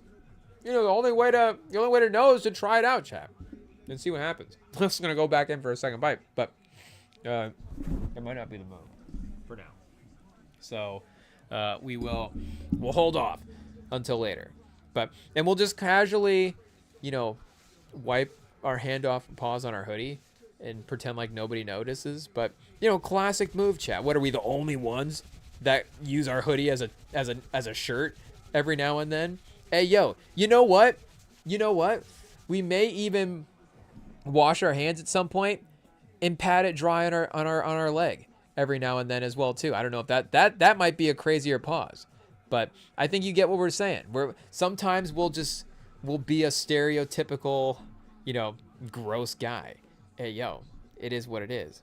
But I guess those are low key enough behaviors. Is that the gateway drug, chat? We'll clean it up in 2026. But yeah, for me, Magic 2 and 3 are pretty good. Magic 1, like, I would listen to all those albums and have a great time as well too. Even, hey yo, like, I guess Nas is, the problem is some of the, like, well, maybe we need to go back. Like, I don't want to sit here and say that QB2 Compton Ringtones is not good. Nas in the Game, like, I just don't know. Street Disciple, like, I haven't visited these albums a ton. Nas 2007, Distant Relatives 2010. So I mean, you do have a pretty good run there. But Nas 2007, did that get nominated? I want to say that might have gotten nominated, honestly. I'm not sure. And you have Hip Hop Is Dead in 07 is definitely a emergence from him. But, you do have a 2000s decade there where, okay, maybe it's not for his discography as well too, the strongest run that he has put together. I don't know where we would rank Nostradamus amongst these albums as well too. But yeah, like I'm saying, this has he could still drop albums that are his best albums. And, I don't know what we expect him to be in terms of mixing up sonically or just continuing to lean in an old school type of way as well too, because that is, I think, a sound that can still work for the hip hop fan in 2025. Nas, again, is great on that type of production as well too. And I mean, DJ Premier is always going to have great beats. I mean, even just the funkiness on this beat as well too. And that's like with the singles and stuff, there is a rhythm obviously to that boom bap back in the day that is, you don't think of Illmatic as like, I'm going to throw Illmatic on and like, move around to Illmatic, but it is an album that, again, it's lyrical miracle or whatever, but there is just with DJ Premier able to inject a little bit of life in there, you can find yourself, kind of dancing along a little bit to some of the drums every now and then. But the rhythm of some of the singles that they were dropping as well too, there's just a fun vibe to the songs where, and Nas, again, his energy, his cadence is going to kind of be what it is as well too. So I don't know if he's always going to, incite a groove with like the way he is delivering his lyrics. And is he always going to have like, hey yo, this is the dance track lyric from Nas. But again, just in terms of what does that type of production look like in 2025, this is a fun use of the sound for sure. And I know I think we might have gotten to this point ish in part 1. New York State of Mind part 3, we definitely listened to that in part 1. But yeah, we were right around this pause tapes writers area in the track list last time. So from here on out, it is, actually back to new reactions for the Nas album for us. We can actually be honest with what we are hearing here. And I'm guessing this is a new one as well too. It's hitting my ears like a new track.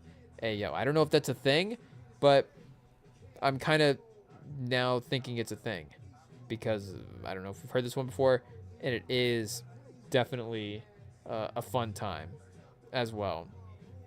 And he does have, Hit Boy's obviously such a great producer. He's able to mix up some of the production stuff on King's Disease. King's Disease 3. Hey, yo, Chad, these albums are great. I'm going to be back on these albums. And not say we didn't need a year break from Nas. We weren't necessarily on a break from Nas. But, you just have different guys filter to different parts of the rotation for, this 2025 will be this group of, whatever the 5 guys. I don't know, whatever. Maybe a pool of like 50 or 60 artists, 70 artists that you can draw from at a given time to listen to. That you like just kind of mainly go back to. And then 7 to 8 of those at the top every year. And like this year, Of course, Kendrick is always going to be up there. This year, SZA was in the top 5, Jid in the top 5, and Freddie Gibbs was in our top 5. You know, we got some fun names, but Nas might be a legend in the top. He might be the legend in the top 5 this year. And I was actually thinking about that before he even dropped this album, just because I have been. And maybe, I don't know, is it the winter? It's been getting a little colder in here, chat. It's kind of, I think maybe I've said this. I think maybe I've said this before. The King's Disease albums in general, there is a coziness to those albums. I don't know. We need to do like a cozy albums rankings. We do have like a frost that is gonna hit soon, chat. Hey yo, it is about to get pretty cold in the Midwest, so we will be burying in listening to Mr. Morale and the Big Steppers, because that is another cozy album. But King's Disease 2, if we can just have those 2 albums on tomorrow when it's like -2 and just our car won't even start, then that would actually not be the worst compromise in the world, especially once we get to that Lauryn Hill feature.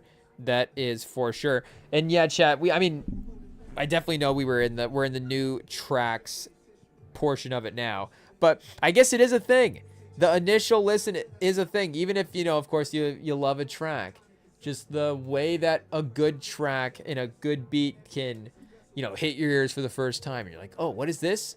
This is something that is actually going to be in my rotation? This is great.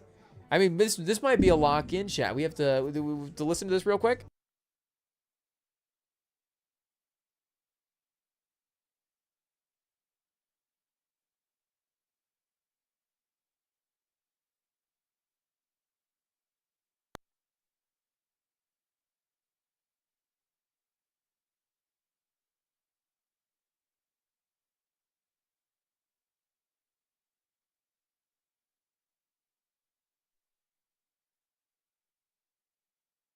Oh, are we not back? We're not back, chat. Hey, yo. This is the second time we were able to hopefully catch the mute kind of quickly. I'm just over here looking for the remote because I realized we could also mute the TV, but maybe that is not going to happen.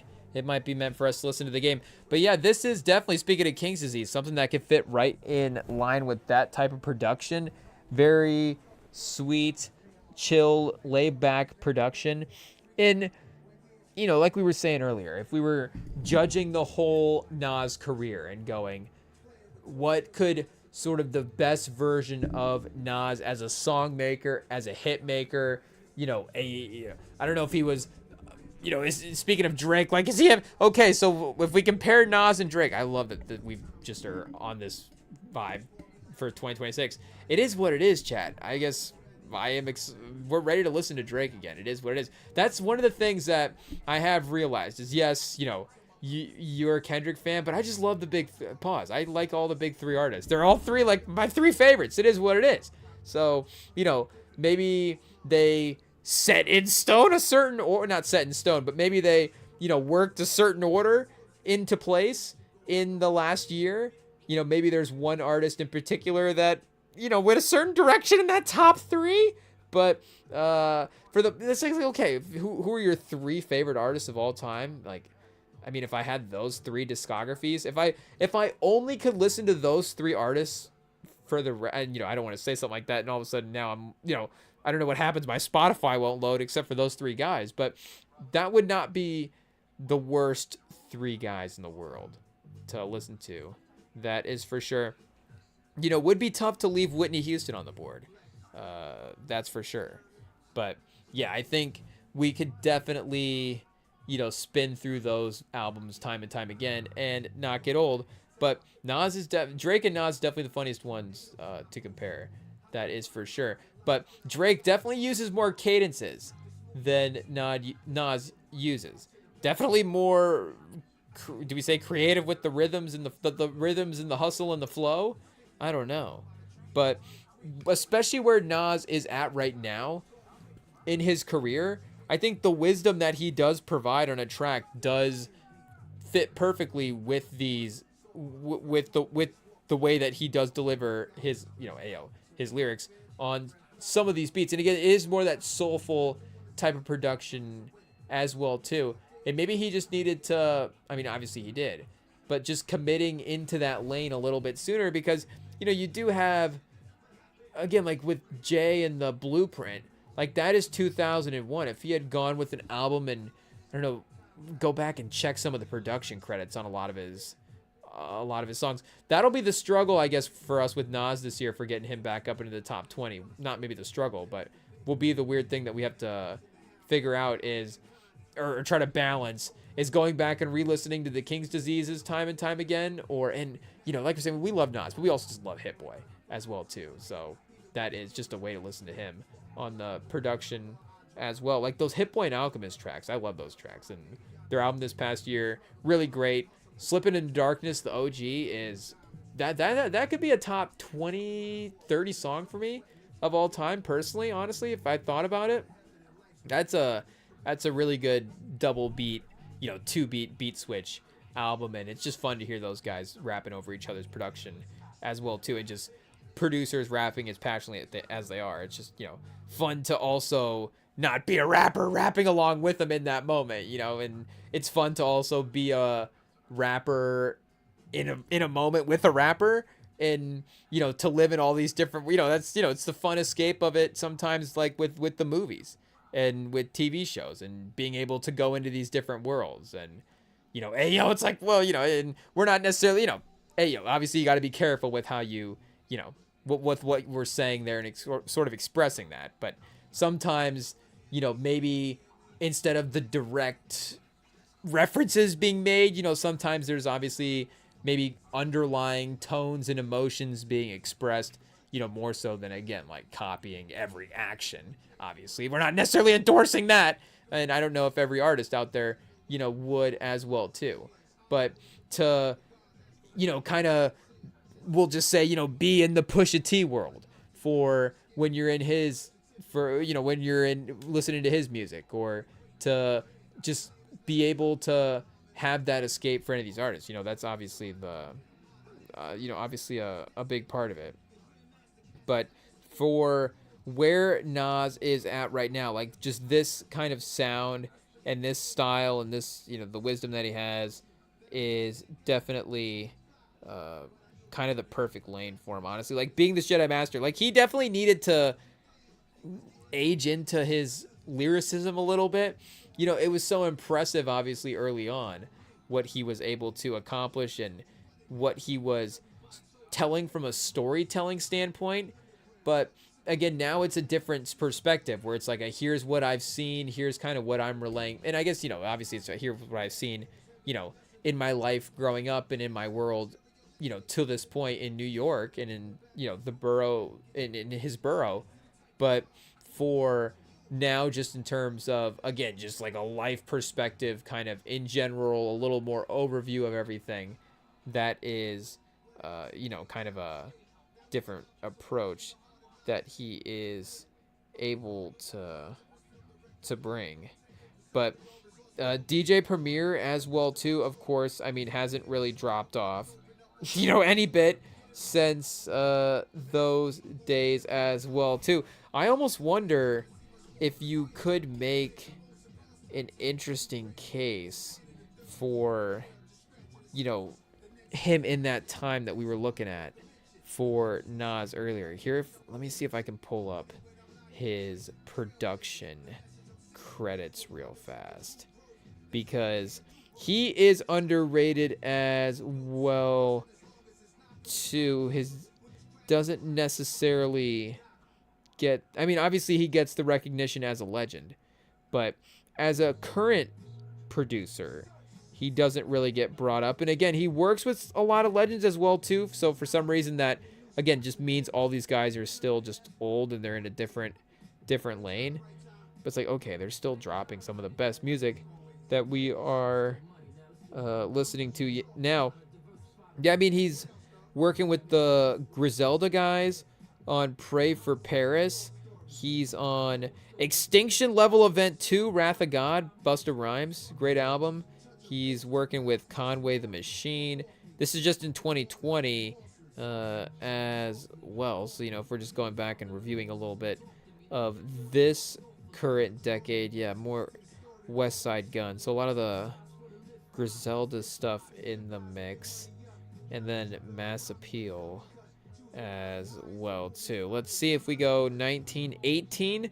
P-Rhyme? P-Rhyme 2 produced a P-Rhyme 2 album. We got 2017. Oh wait, what did he produce for Drake? Well, speaking of, was that Views that I saw? Since we're talking about that. Hey yo. Let's see. Oh no, it was Scorpion. Oh, additional production. Sandra's Rose? Oh, chat. Hey yo. DJ Premier produced Sandra's Rose? I mean, that alone is worth 10 years of just respect right there. I mean, that is one of Drake's best beats for sure. Scorpion is, you know, like any Drake project. I don't know if you could talk about the, I don't know, 25 songs. He always 25 song projects. He always does a good job. But I mean, between Sandra's Rose and Emotionalist, is that the one on here? Is that the Mariah Carey? Yeah, it goes.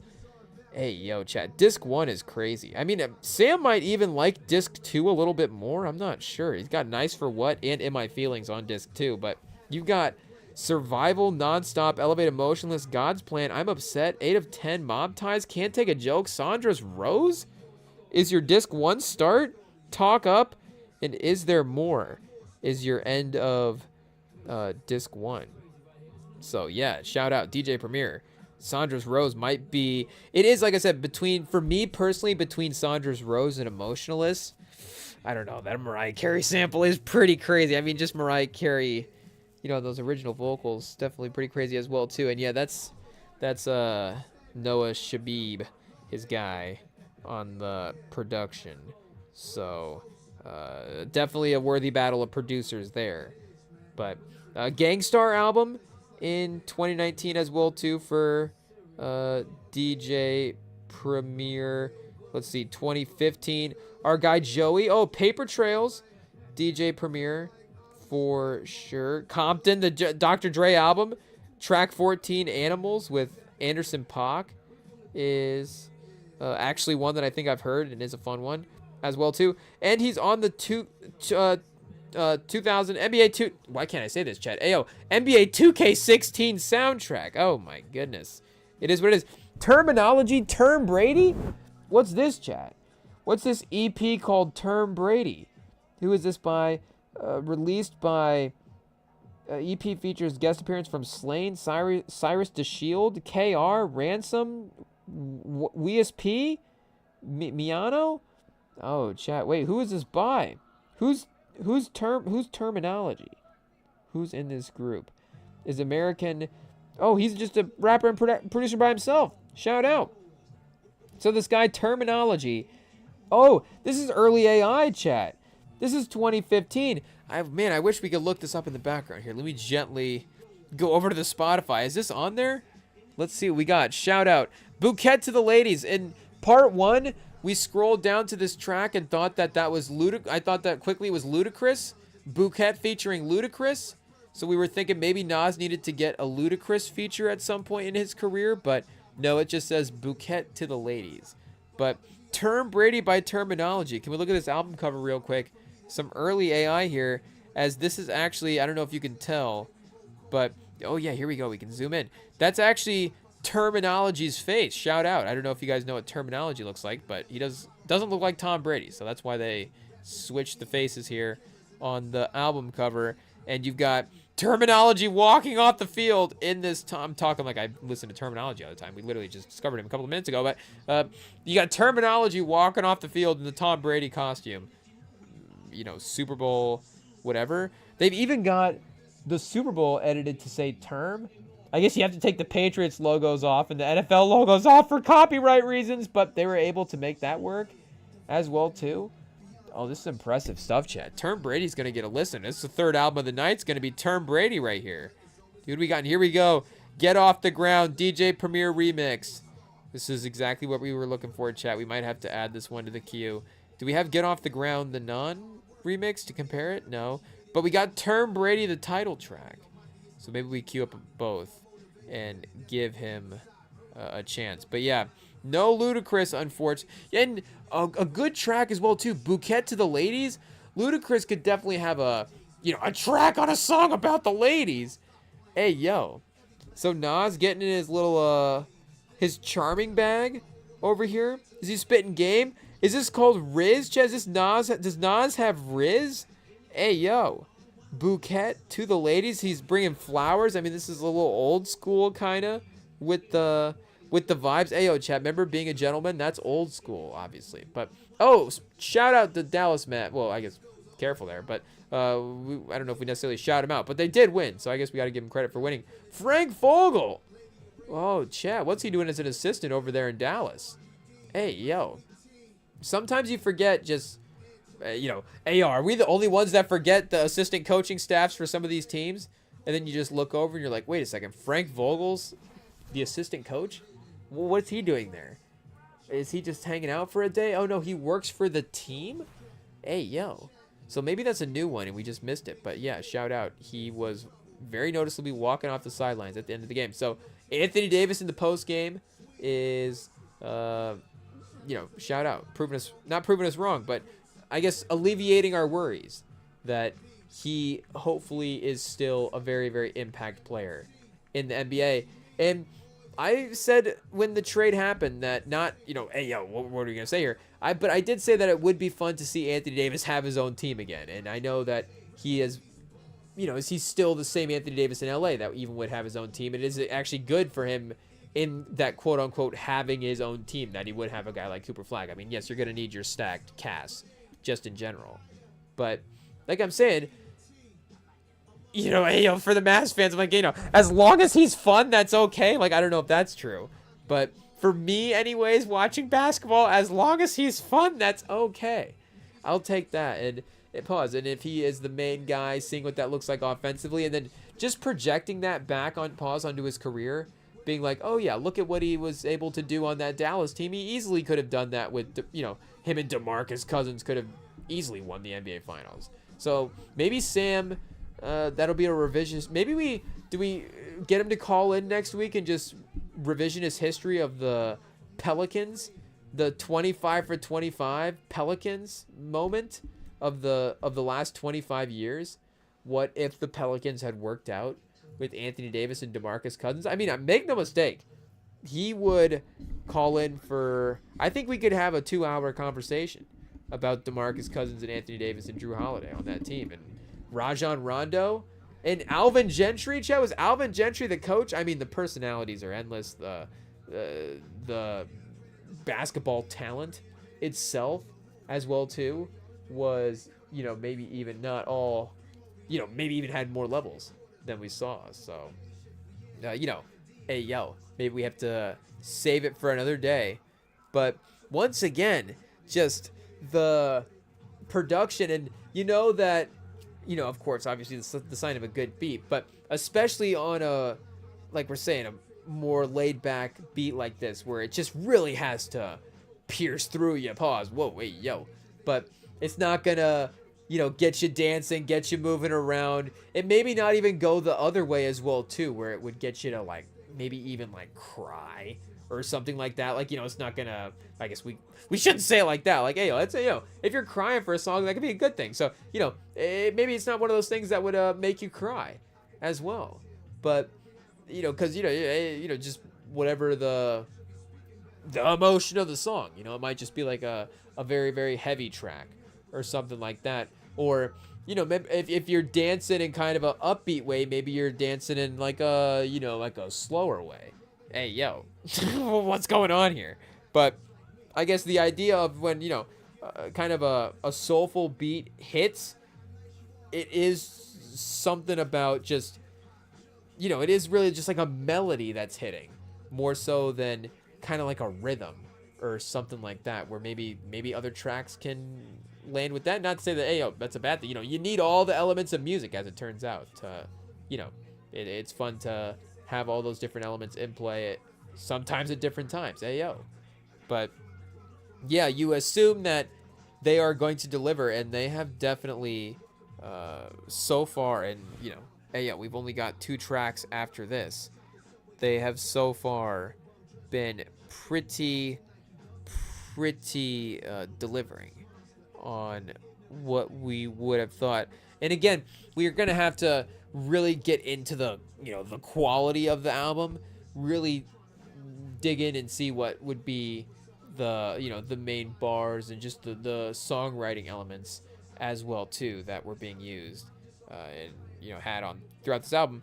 But the sound of this album that DJ Premier was able to bring to the table is pretty top tier for sure. And I guess just in terms of him producing full albums as well too, just kind of like we were before, going through his production discography a little bit, he hasn't necessarily produced a ton. So I don't know if he's gonna, if this is him starting to produce a ton of albums in a row. But for him working with again, it's just not something that we've seen a lot, and to have that many beats and to see what the kind of full cohesion of a project would be, with a major artist like this as well too.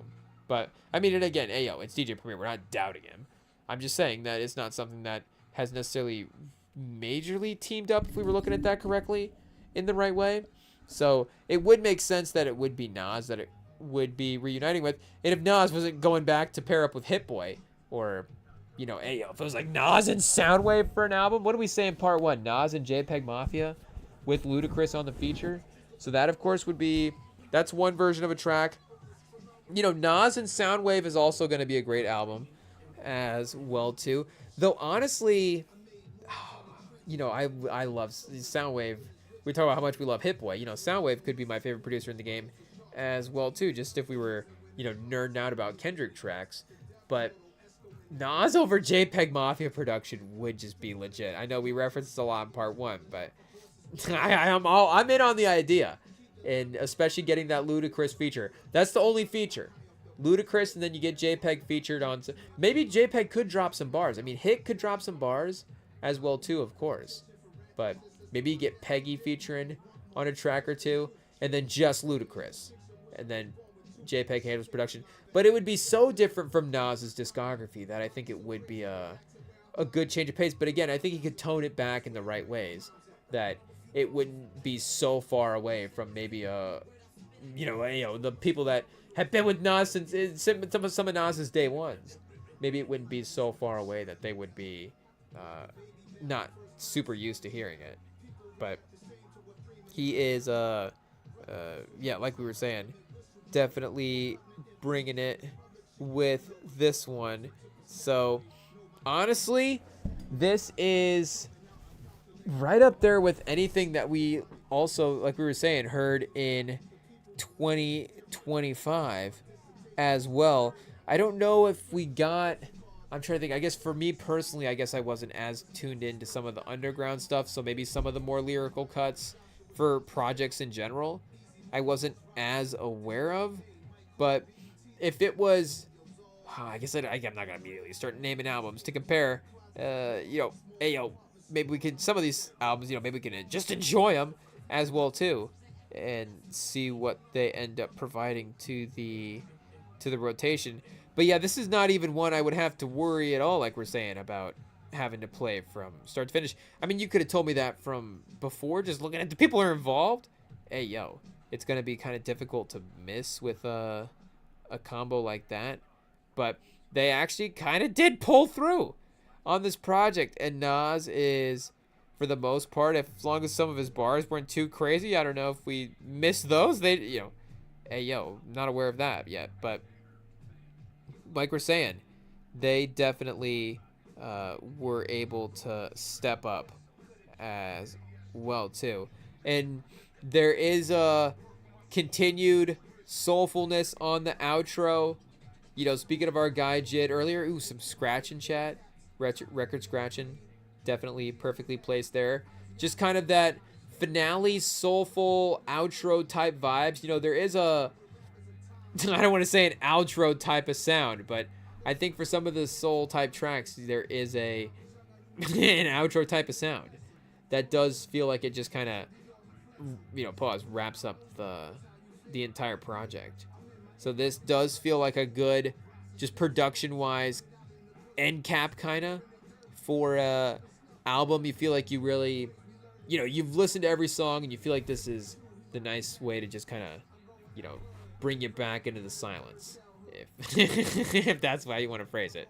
If it's like a vinyl, and then hey, yo, now all of a sudden the needle's off the record player and it's not playing anymore.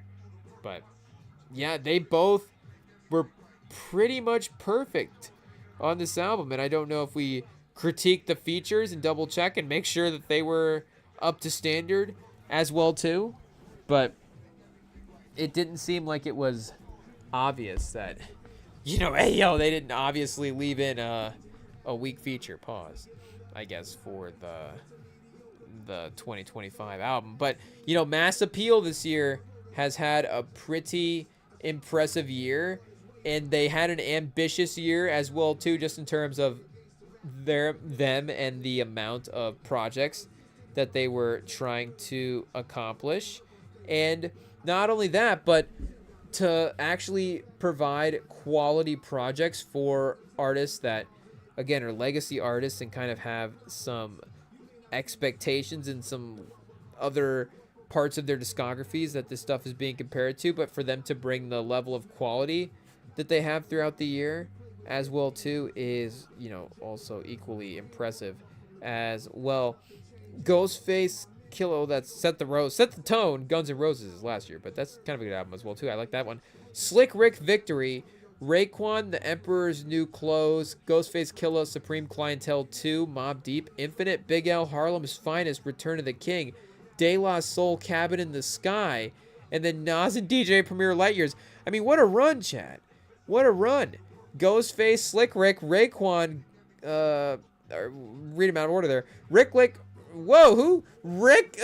Rick.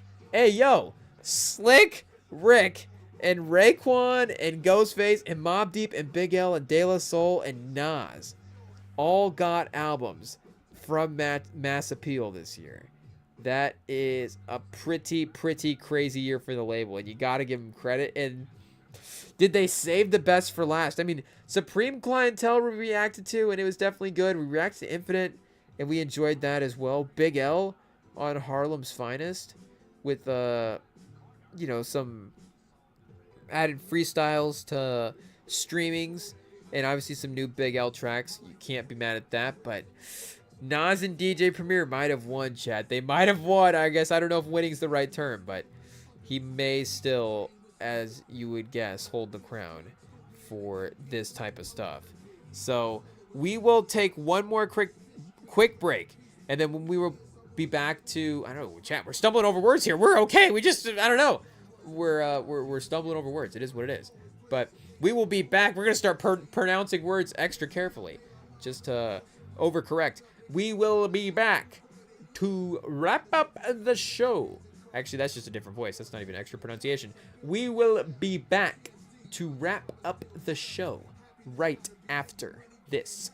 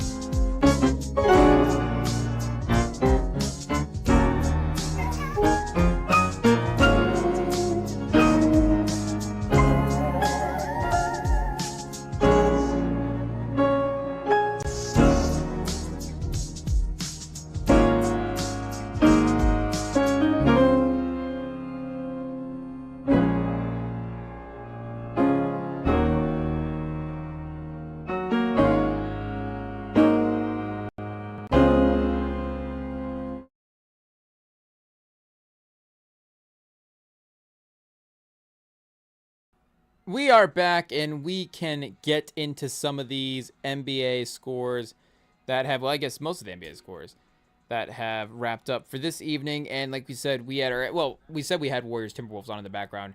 I guess we are at halftime for the game that we mentioned earlier on.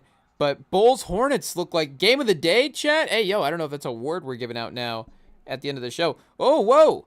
Is this a scoregami? We got two of the same finals for the day. I don't know if scoregami is for the NBA or just the NFL, but 130 to 126. And would you look at that, chat? Both the winning team scored 130 in both games.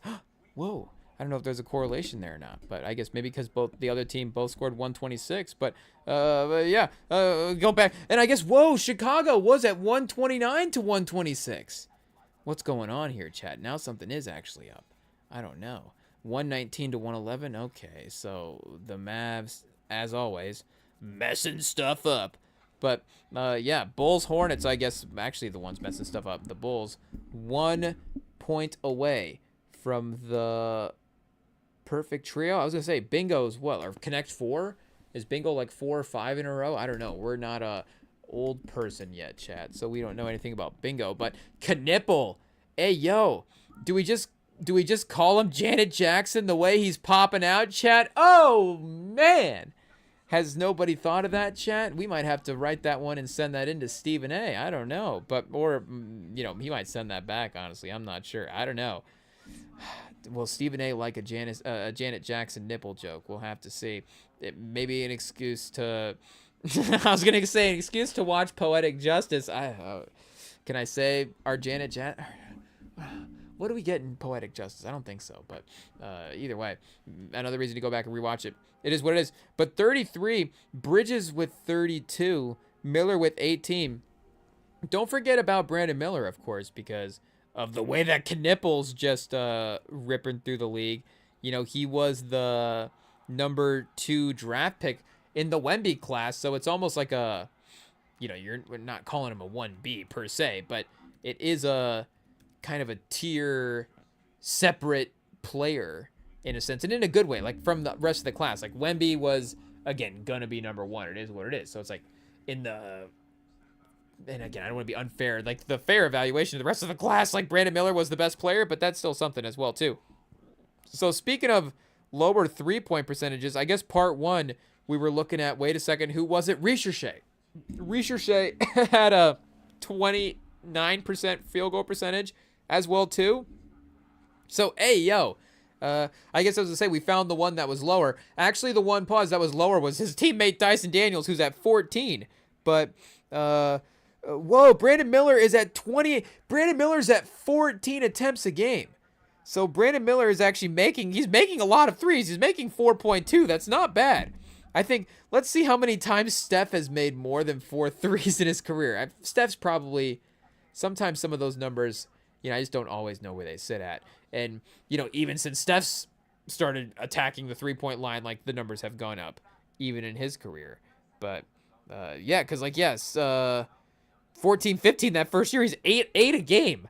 He's leading the league at 7.7 in 13. In 16-17, the MVP season, he's quote-unquote only at 10.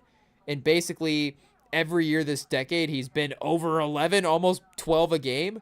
So he does make, and I know the decimals are a difference as well too. So like a 4.8 to a 4.2 is not nothing. Like that will add up over the course of the season. But this year he's at 4.7 for 12, 39% from the field, or from 3. Brandon Miller, 4.2 for 14 point, what are we? Oh, chat. Hey, yo, were we looking at 36? Did we scroll down? What's going on here? Hey, yo, okay, per 36, per 100 possessions. Oh, that's so much better. Hey, yo, I guess the 28% is not better, but 14 attempts a game. My next statement was going to be, how is he not leading the game leading the league at 14 a game? Like, who is taking 15 threes a game that is leading the league? But I guess we solved our problem before we got there. So do we just work our way backwards and pretend like this was the goal? 10.9 from per 36? And then if we actually do the final reveal of his per game, I think it was what, like 7? So that's not too bad. 7.9. Okay, see, that's normal. 2.3 for 7.9. That's a normal pace. I was like, Con Knippel scoring 33 points a game, and Brandon Miller's bricking threes over here at 14 attempts a game. But no, a much more reasonable per game, not per 100 possession, a much more reasonable per game number at the 7.9 mark. So here, wait, let me log in, chat. Hey, yo, let's get these ads off the screen. Yes, sir. We are good to go. Sorry, our apologies to Jiffy Lube. I mean, I'm sure you do good work over there. Hey, yo. Maybe that's not the brand to say for that. But either way, you know, just not right now. We're trying to look at Brandon Miller's lack of three-pointers. So for his career now, 36, 3 years, is what it is. And just to reiterate, 14 and a half per 100 possessions. Do we have to go back and look at Steph as well, too? I don't know if that, what point it would make for Steph at per 100 possessions. It would be interesting, though. Is he at like 20 a game per 100 possessions, or is he kind of similar with the amount of play that he gets? Because he's probably getting a couple more minutes than Brandon Miller is. There's going to be games where, if Steph's not even playing well, that you're obviously probably going to be inclined to keep him out there versus maybe Brandon Miller, you're going to mix it up. So, yeah, this year, I guess, hey, per 36. Okay, so we're we're looking per 100. Oh, he is, chat. Yeah. He's 18.7 per 100 possessions this year. And even he's not leading the league. So somebody is going crazy out there. Hey, yo, he was at 16.9 last year and 17.5 the year before. 17 and a half threes per 100 possessions. So, the stats go up because there are not 100 possessions in a game. So if you were able to get 100 possessions in a game, then the math would be, yes, Steph would take 18 threes in that game. But that would just be a fun season to watch where somebody's taking 18 threes a game. And we're probably not too far off, which is, the fact that I fell for it being his per game just shows you that we're getting close for guys, and not just guys. Like, again, there are guys that are shooting double-digit threes per game. But, a guy like Brandon Miller, respectfully, not again. He's a really, really good player. But he's like the third option on the team, maybe behind Bridges and Knippel on a given night. And then if LaMelo's out there, I mean, the fact that the LaMelo wouldn't be the one shooting 14 threes a game, I guess, per 100 possessions. Should we look at Melo's 3-pointers per 100 possessions? We might be able to pull those up quickly when we sort the league order here by attempts. Let's see. And I guess this is going to go crazy for some guys that barely play. Oh, no, it's not. Here we go. We got a good filter. I'm sure Basketball Reference knows what they're doing. It's Klay Thompson. And he leads the league in makes as well, too. So, he's putting up the attempts. He's at 35% per game.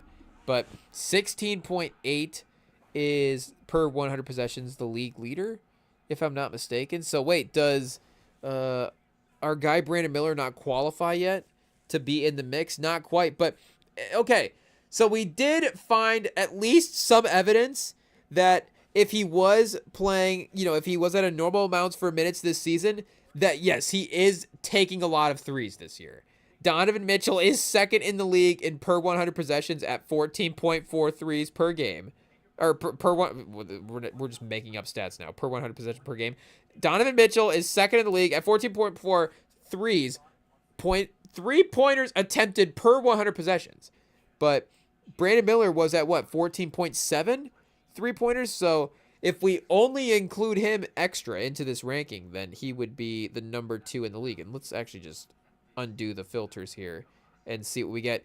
Kevin McCullough is taking 53s per 100 possessions. So Kevin McCullough Jr. needs to settle down. Pete Nance, 22.8 threes per 100 possessions. So, yeah, wait a second. Okay, yeah, here we go. Steph is at 18.7. So, Steph and Klay, chat, the Splash Bros. Oh, chat. Can we get does Charlie Puth just queue up any time that there's like a sad parting of ways? I feel like I hear the song playing in the background right now, but hey, yo. The Splash Bros, top of the game once again. Noah Asenyu, who people thought wouldn't be able to play in year 1. And make no mistake, he's 0 for 15.6 per 100 possessions right now. So Chicago's got a lot to look forward there. Oh, I guess Curtis Jones for the Denver Nuggets is 0 for 16.2. Again, we got to be respectful. You check in for a couple minutes, you take 2 shots, and you miss them both. Hey, now your advanced stats are like crazy, Hey, yo, it is what it is. And speaking of LaMelo Ball, I guess Brandon Miller does take more threes than LaMelo Ball. So, hey, yo, chat, we got there. We did get there. Brandon Miller, I guess, is technically 3rd in the league. Donovan Mitchell 4th, and then LaMelo Ball 5th in 3. Wait a second, we're just leaving out Sam Morril. We're leaving out Sam Morril. And Sears, I guess, 26 minutes played. Yeah, okay. Shout out, but maybe a couple more. So he's 5th. 4th. What are the numbers? 4th. Brandon Miller, 4th in 3-pointers per 100 possessions at 28%. LaMelo Ball at 28%. So we need a 3-point contest between LaMelo Ball and Brandon Miller and Dyson Daniels and Ricochet. But I think Miller and LaMelo would probably... Who knows, though? Maybe Ricochet and Dyson Daniels get extra competitive and lock in and win that one. Luka Doncic at 13.7. So, hey, yo, there is 3-pointers per 100 possessions corner. Shout out to Kevin McCullers Jr. Can we get a totals here? I guess he wouldn't show up in totals, but he's got to be, well, here. I guess we can just go to his page. For the New York Knicks, maybe they'll need him later in the playoffs. His confidence is unmatched at this point. Ooh, some hefty trades in the past. He is 1 for 1. Oh, but he's 1 for 1 in 1 minute. So, or, however many possessions that is, I guess, because it's per 100 possessions. Oh, they don't have like a number of possessions, I guess, as an option. But yeah, either way, he's 1 for 1 on the year. So at least he's perfect. I guess we didn't even realize that. Yeah, he's 100% field goal percentage. So yeah, by all means, shoot 48.9 times per game if you're going to make it 48.9 times per game, which now might actually, again, be, there's not 100 possessions in a game. So we're now talking team type territory. He's just taking it. I guess if Luka took every shot in a game, could he take 45 shots? Definitely somebody has taken 45 shots. I mean, what did Kobe take RIP in that last game? Hey, yo, it is what it is. But yeah, shout out to Brandon Miller, I guess. Still keeping that 3-point percentage steady tonight at 2 for 8. 8 for 22 from the field. But hey, yo, we'll give him a chance. Hopefully it improves. Knuppel, 5 for 12, 12 for 21. Yeah, he's looking pretty good. That is for sure. I don't know if Dylan Harper is quite going to be able to grab that Rookie of the Year at this point. But hey, Cooper Flagg, who would have guessed? Second best Duke guy at the time. Now that I'm thinking about it, I remember we even made the jokes when the Mavs won the #1 pick about would you rather, or not would you rather, but like, what if Nico Harrison accidentally took Con Knuppel instead of Cooper Flagg? He took the wrong white guy from Duke. But hey, yo, at least year 1, that would have been the ultimate, chat. It's like, wait a second, I guess you couldn't have necessarily have had Luka and Cooper Flagg, but you could have. They could have continued to have been bad without Luka. They could have continued to suck with Luka and then, miss the playoffs, be in the lottery. So if you have Luka and Cooper Flagg or Anthony Davis and Con Knuppel, what's better in 2025? I don't know. Knuppel's carrying right now, so he might be the best of the 4, honestly, at this point. But let's go to this Cavs-Wizards game quickly because this was close. And anytime the Wizards are in a close game, we got to look, chat. 3 for 20. Speaking of Brandon Miller's 3-point percentage. Oh, chat, everybody's going down in a Friday night pause. It is what it is. Mitchell, a casual 48. Whoa, it's a good thing we locked in. Highlight it. Shout out. Do we have to do a quick Donovan Mitchell over the last however many games type of look here and see? And it won't, of course, be able to include the 48. But he's at 30 a game for the year. 50-38 on the percentages. So a couple years ago when he first got to Cleveland, yeah, that year, we do like to reference that year because it was a good, efficient year for Mitchell. And again, he was, I guess, 6th in MVP voting that year. 5th in MVP voting last year, but maybe a little bit different stylistically. But he was 48% from the field, 38% from 3. So this year, 50% from the field, 38% from 3. And leads the league in 3-point makes, actually. That's a little interesting. So that's, again, qualifiers as well too in play for sure. Because I mean, we could go back and look, but I'm sure Steph was more as well. I mean, what's his per 100 possessions? Did we? Oh yeah, that's right. We checked out. It was fifth. Okay, so yeah, he was definitely getting the looks. But here, I guess if we go specifically over the last couple of games, oh, we had a 43 a couple of nights ago in Indiana, 33, 28, 29. So he's been, on a tear as the Cavs try to balance this out a little bit. But yeah, you get right against the Wizards for sure, at least getting a win. But giving up 126, winning by 4 is not ideal. You have McCollum with 27. Bub Carrington. Oh, chat. Bub Carrington with 27. 5 for 13 from 3. 10 for 20 from the field. I can barely speak. Oh, man. +7 from the box score plus minus. This might be the best game from his career. Our guy Bub Carrington's back, chat. There's a chance. There is a chance that Carrington will continue to be a NBA starter. Oh, the 3-point percentage is actually good. 43%. So he needs to match that with the field goal percentage. I guess he can't hit a 2-pointer right now to save his life. 26% from 2. Hey, yo. But the perimeter jumper is there if he is able to get the looks. I don't know if there was like a Garland comp for him when he was being drafted, but kind of that undersized guard, and if he's not quite as crafty around the rim, then maybe, he is needing to rely a little bit more on that jumper throughout the course of the game. Oh, hey, we're back, chat. Hey, yo, we're ITs. Clicking wrong buttons over here. Hey, yo, it is what it is. But, yeah, Bub Carrington, to double check the stats here. Wait, let's see. Okay, wait, he's been +4 earlier this year. So in a loss to Philly, 5-point loss in overtime. So hey, tied in regulation is a win basically for Washington at this point. They'll take it. It doesn't go into the books that way, but they'll take it. He scored 10, had a 10-point game as well against Atlanta, and that was actually a win. That was the 25th. I was gonna say that was kind of recently, but he had 10 in that game. His high for the year right now is 14. He was -22 in that game, and they also lost to Atlanta. So not to say that, plus minus is everything, but if you're losing dramatically, then maybe it's a little easier to get your bucket versus a 4-point game against Cleveland, and you're also putting up 20 plus as well too. Ooh, I see 16. Do I see 18? 32. Oh, chat, how could we forget a 32-point performance against Orlando? I guess in a loss, 12 for 18, 7 for 10 from 3. Well, this one does count because -5 is not too bad. So we'll definitely make an exception for this one. That proves our point and let this one into the clubhouse. Pause, but I don't know if that's a crazy analogy or whatever, but the 23 a game, I guess, would have been the second total up until this point, and he was -20 in that game. So what was he, 27 and +7? Ooh, chat, things are looking upwards. Vucevic not quite able to impact with the -16, but still 14 points. And Bagley +12.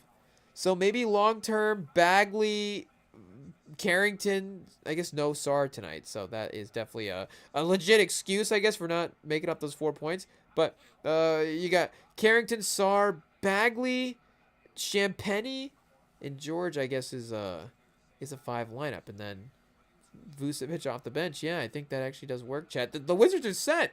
They don't need any more players. They'll be the first team to just give up their pick. They're like, we don't need it. We got enough players. We're good. We like the guys that we have. Why would we want to bring in another one? We just want to keep giving these guys minutes and see what we have. Detroit ended up winning that game 142-115, so that is looking a little OKC-ish. 20-5 is not a bad record, chat. 20-5 is not a bad record. Alexander Walker did get his 20 tonight, speaking of. 22. Jalen Johnson, 19 and 11. And Ricochet, 10. Dyson Daniels, 18. And yeah, you had guy out here hitting a three from the corner over the course of the game, which looked interesting. Got a block shot. He was definitely active, flying around. Very, very balanced game from Detroit. Whoa! Everybody, I guess, got 4 points. Even our guy, Paul Reed. Paul Reed's back in the NBA. Oh, chat, what a day. What a day. A Nas album. Bub Carrington played well. Paul Reed got some minutes. Oh, it is the holiday season, chat. Oh, man. Gifts for everybody. This is excellent. This is great. We are having a great time rooting for the NBA, man. I tell you, sometimes things just really work out. Shout out to Paul Reed. 5 minutes, 4 points, 2 for 3 from the field. -5 somehow in 5 minutes, but it doesn't matter. You've got the bench really lighting it up from scoring, and starters really didn't even need to play that many minutes. 20 some apiece. So, hey, yo, we'll see if this is the next face of the future of the league right here is Shea versus Cade. But we had 6 assists to 1 turnover for Cade. Wait, let's check that real quick. The turnover ratio. There is that, of course, sneaky side of the James Harden Doncic side of the stats where they do get a little bit of turnovers, but of course, to glaze Jokic, man doesn't do anything wrong. So at 3.9, and the usage is crazy. Like you understand that is just a part of the math of a player having the basketball that much. So that's why there's some advanced stats to also, even that out. But regardless, it is still, something you want to take care of.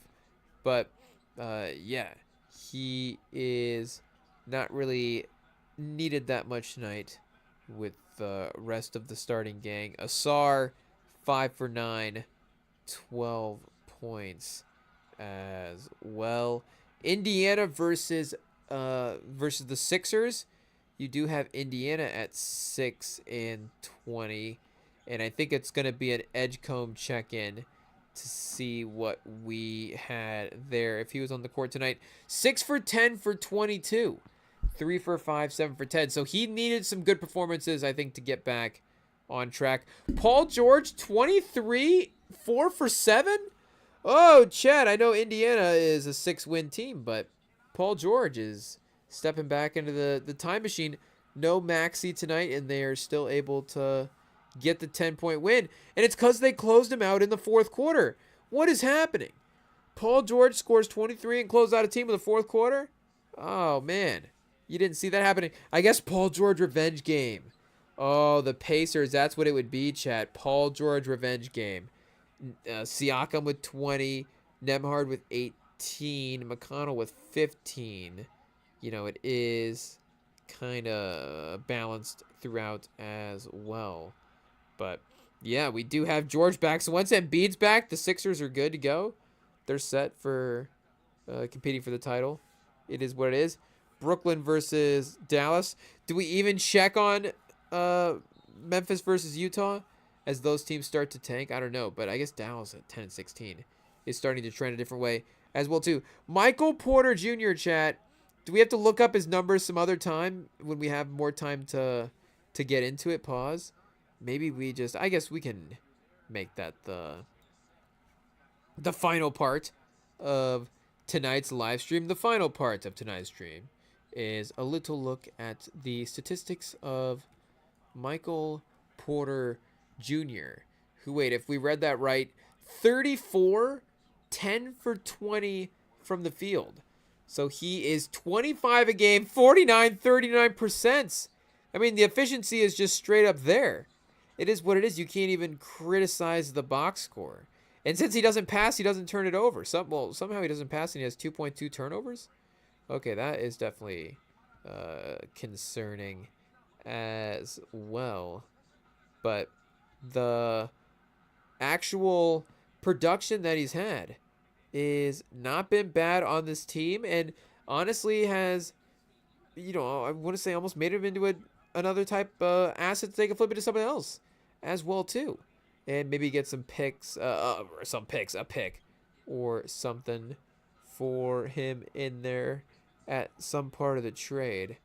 But as of late here, let's see what we have going on. So, couple wins against Charlotte and Chicago, but for the most part, of course, it is Brooklyn. They are going to be in a certain part of the win-loss column. But Davis 24 on the Dallas side of things here. If we look at that quick, yeah, Porter 34, Danny Wolf 17. Our guy Danny Wolf 17, 6 for 10 from the field. He's playing well tonight as well. So there's a future there in Brooklyn. Danny Wolf and Michael Porter Jr. are going to be the combo going forward to help propel them. And then Cooper Flag 22, as you would expect. Casual, great stat line. 22, 8 assists and 5 rebounds as well. And speaking of turnovers, 0 turnovers. 8 assists, 0 turnovers, 22 points. My guess is he's the first rookie ever to do that. 0 turnovers, 8 assists. It'd be an interesting stat head quiz to see who pops up on that filtering. But either way, we'll see if, I guess it'll be Danny Wolf in the mix going forward. But we do have the second half, really almost the fourth quarter at this point, starting up, winding down, however you want to say it, for Warriors versus Timberwolves. We do have a couple of fun albums in the books that we listen to, and we do have a Sunday afternoon live stream up next that we hope you join us for as well. Week 15 of the NFL season, but it's week 1 for Phillip Rivers. It's like we're a brand new baby. We start over again. Starting over at 45 is exactly what you do as an NFL quarterback. So we are excited to have him in the mix. We are, chat. Hey, yo. But as fans as well, too, right? Yeah, for sure. Huh? Maybe. I guess maybe the impact tomorrow will help set the expectations for those last couple of games. But like I said, that will be the next time we are back live and going Sunday afternoon, watching, reacting to the latest in the NFL. And typically we're a Monday, Tuesday, Friday, but maybe a technical difficulty here or there. Who knows? Like we mentioned earlier, maybe the days get moved around a little bit.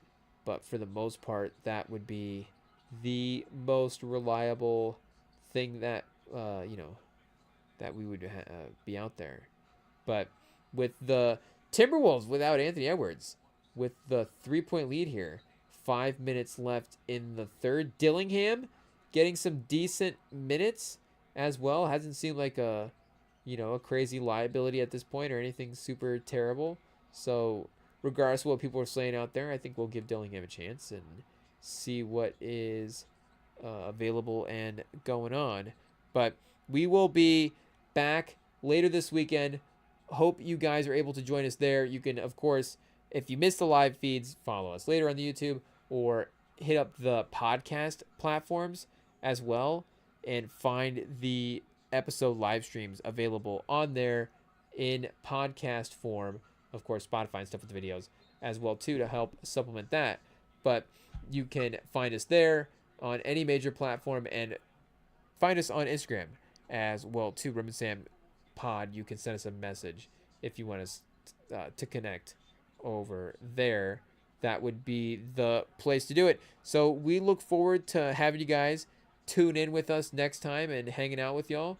Hopefully you enjoy the great weekend. If you're in the Midwest or in the areas where it's going to be pretty cold, then stay safe, stay bundled up, and hopefully everybody is able to make it back for the Sunday afternoon live stream because we look forward to seeing y'all. So have a good weekend. Peace.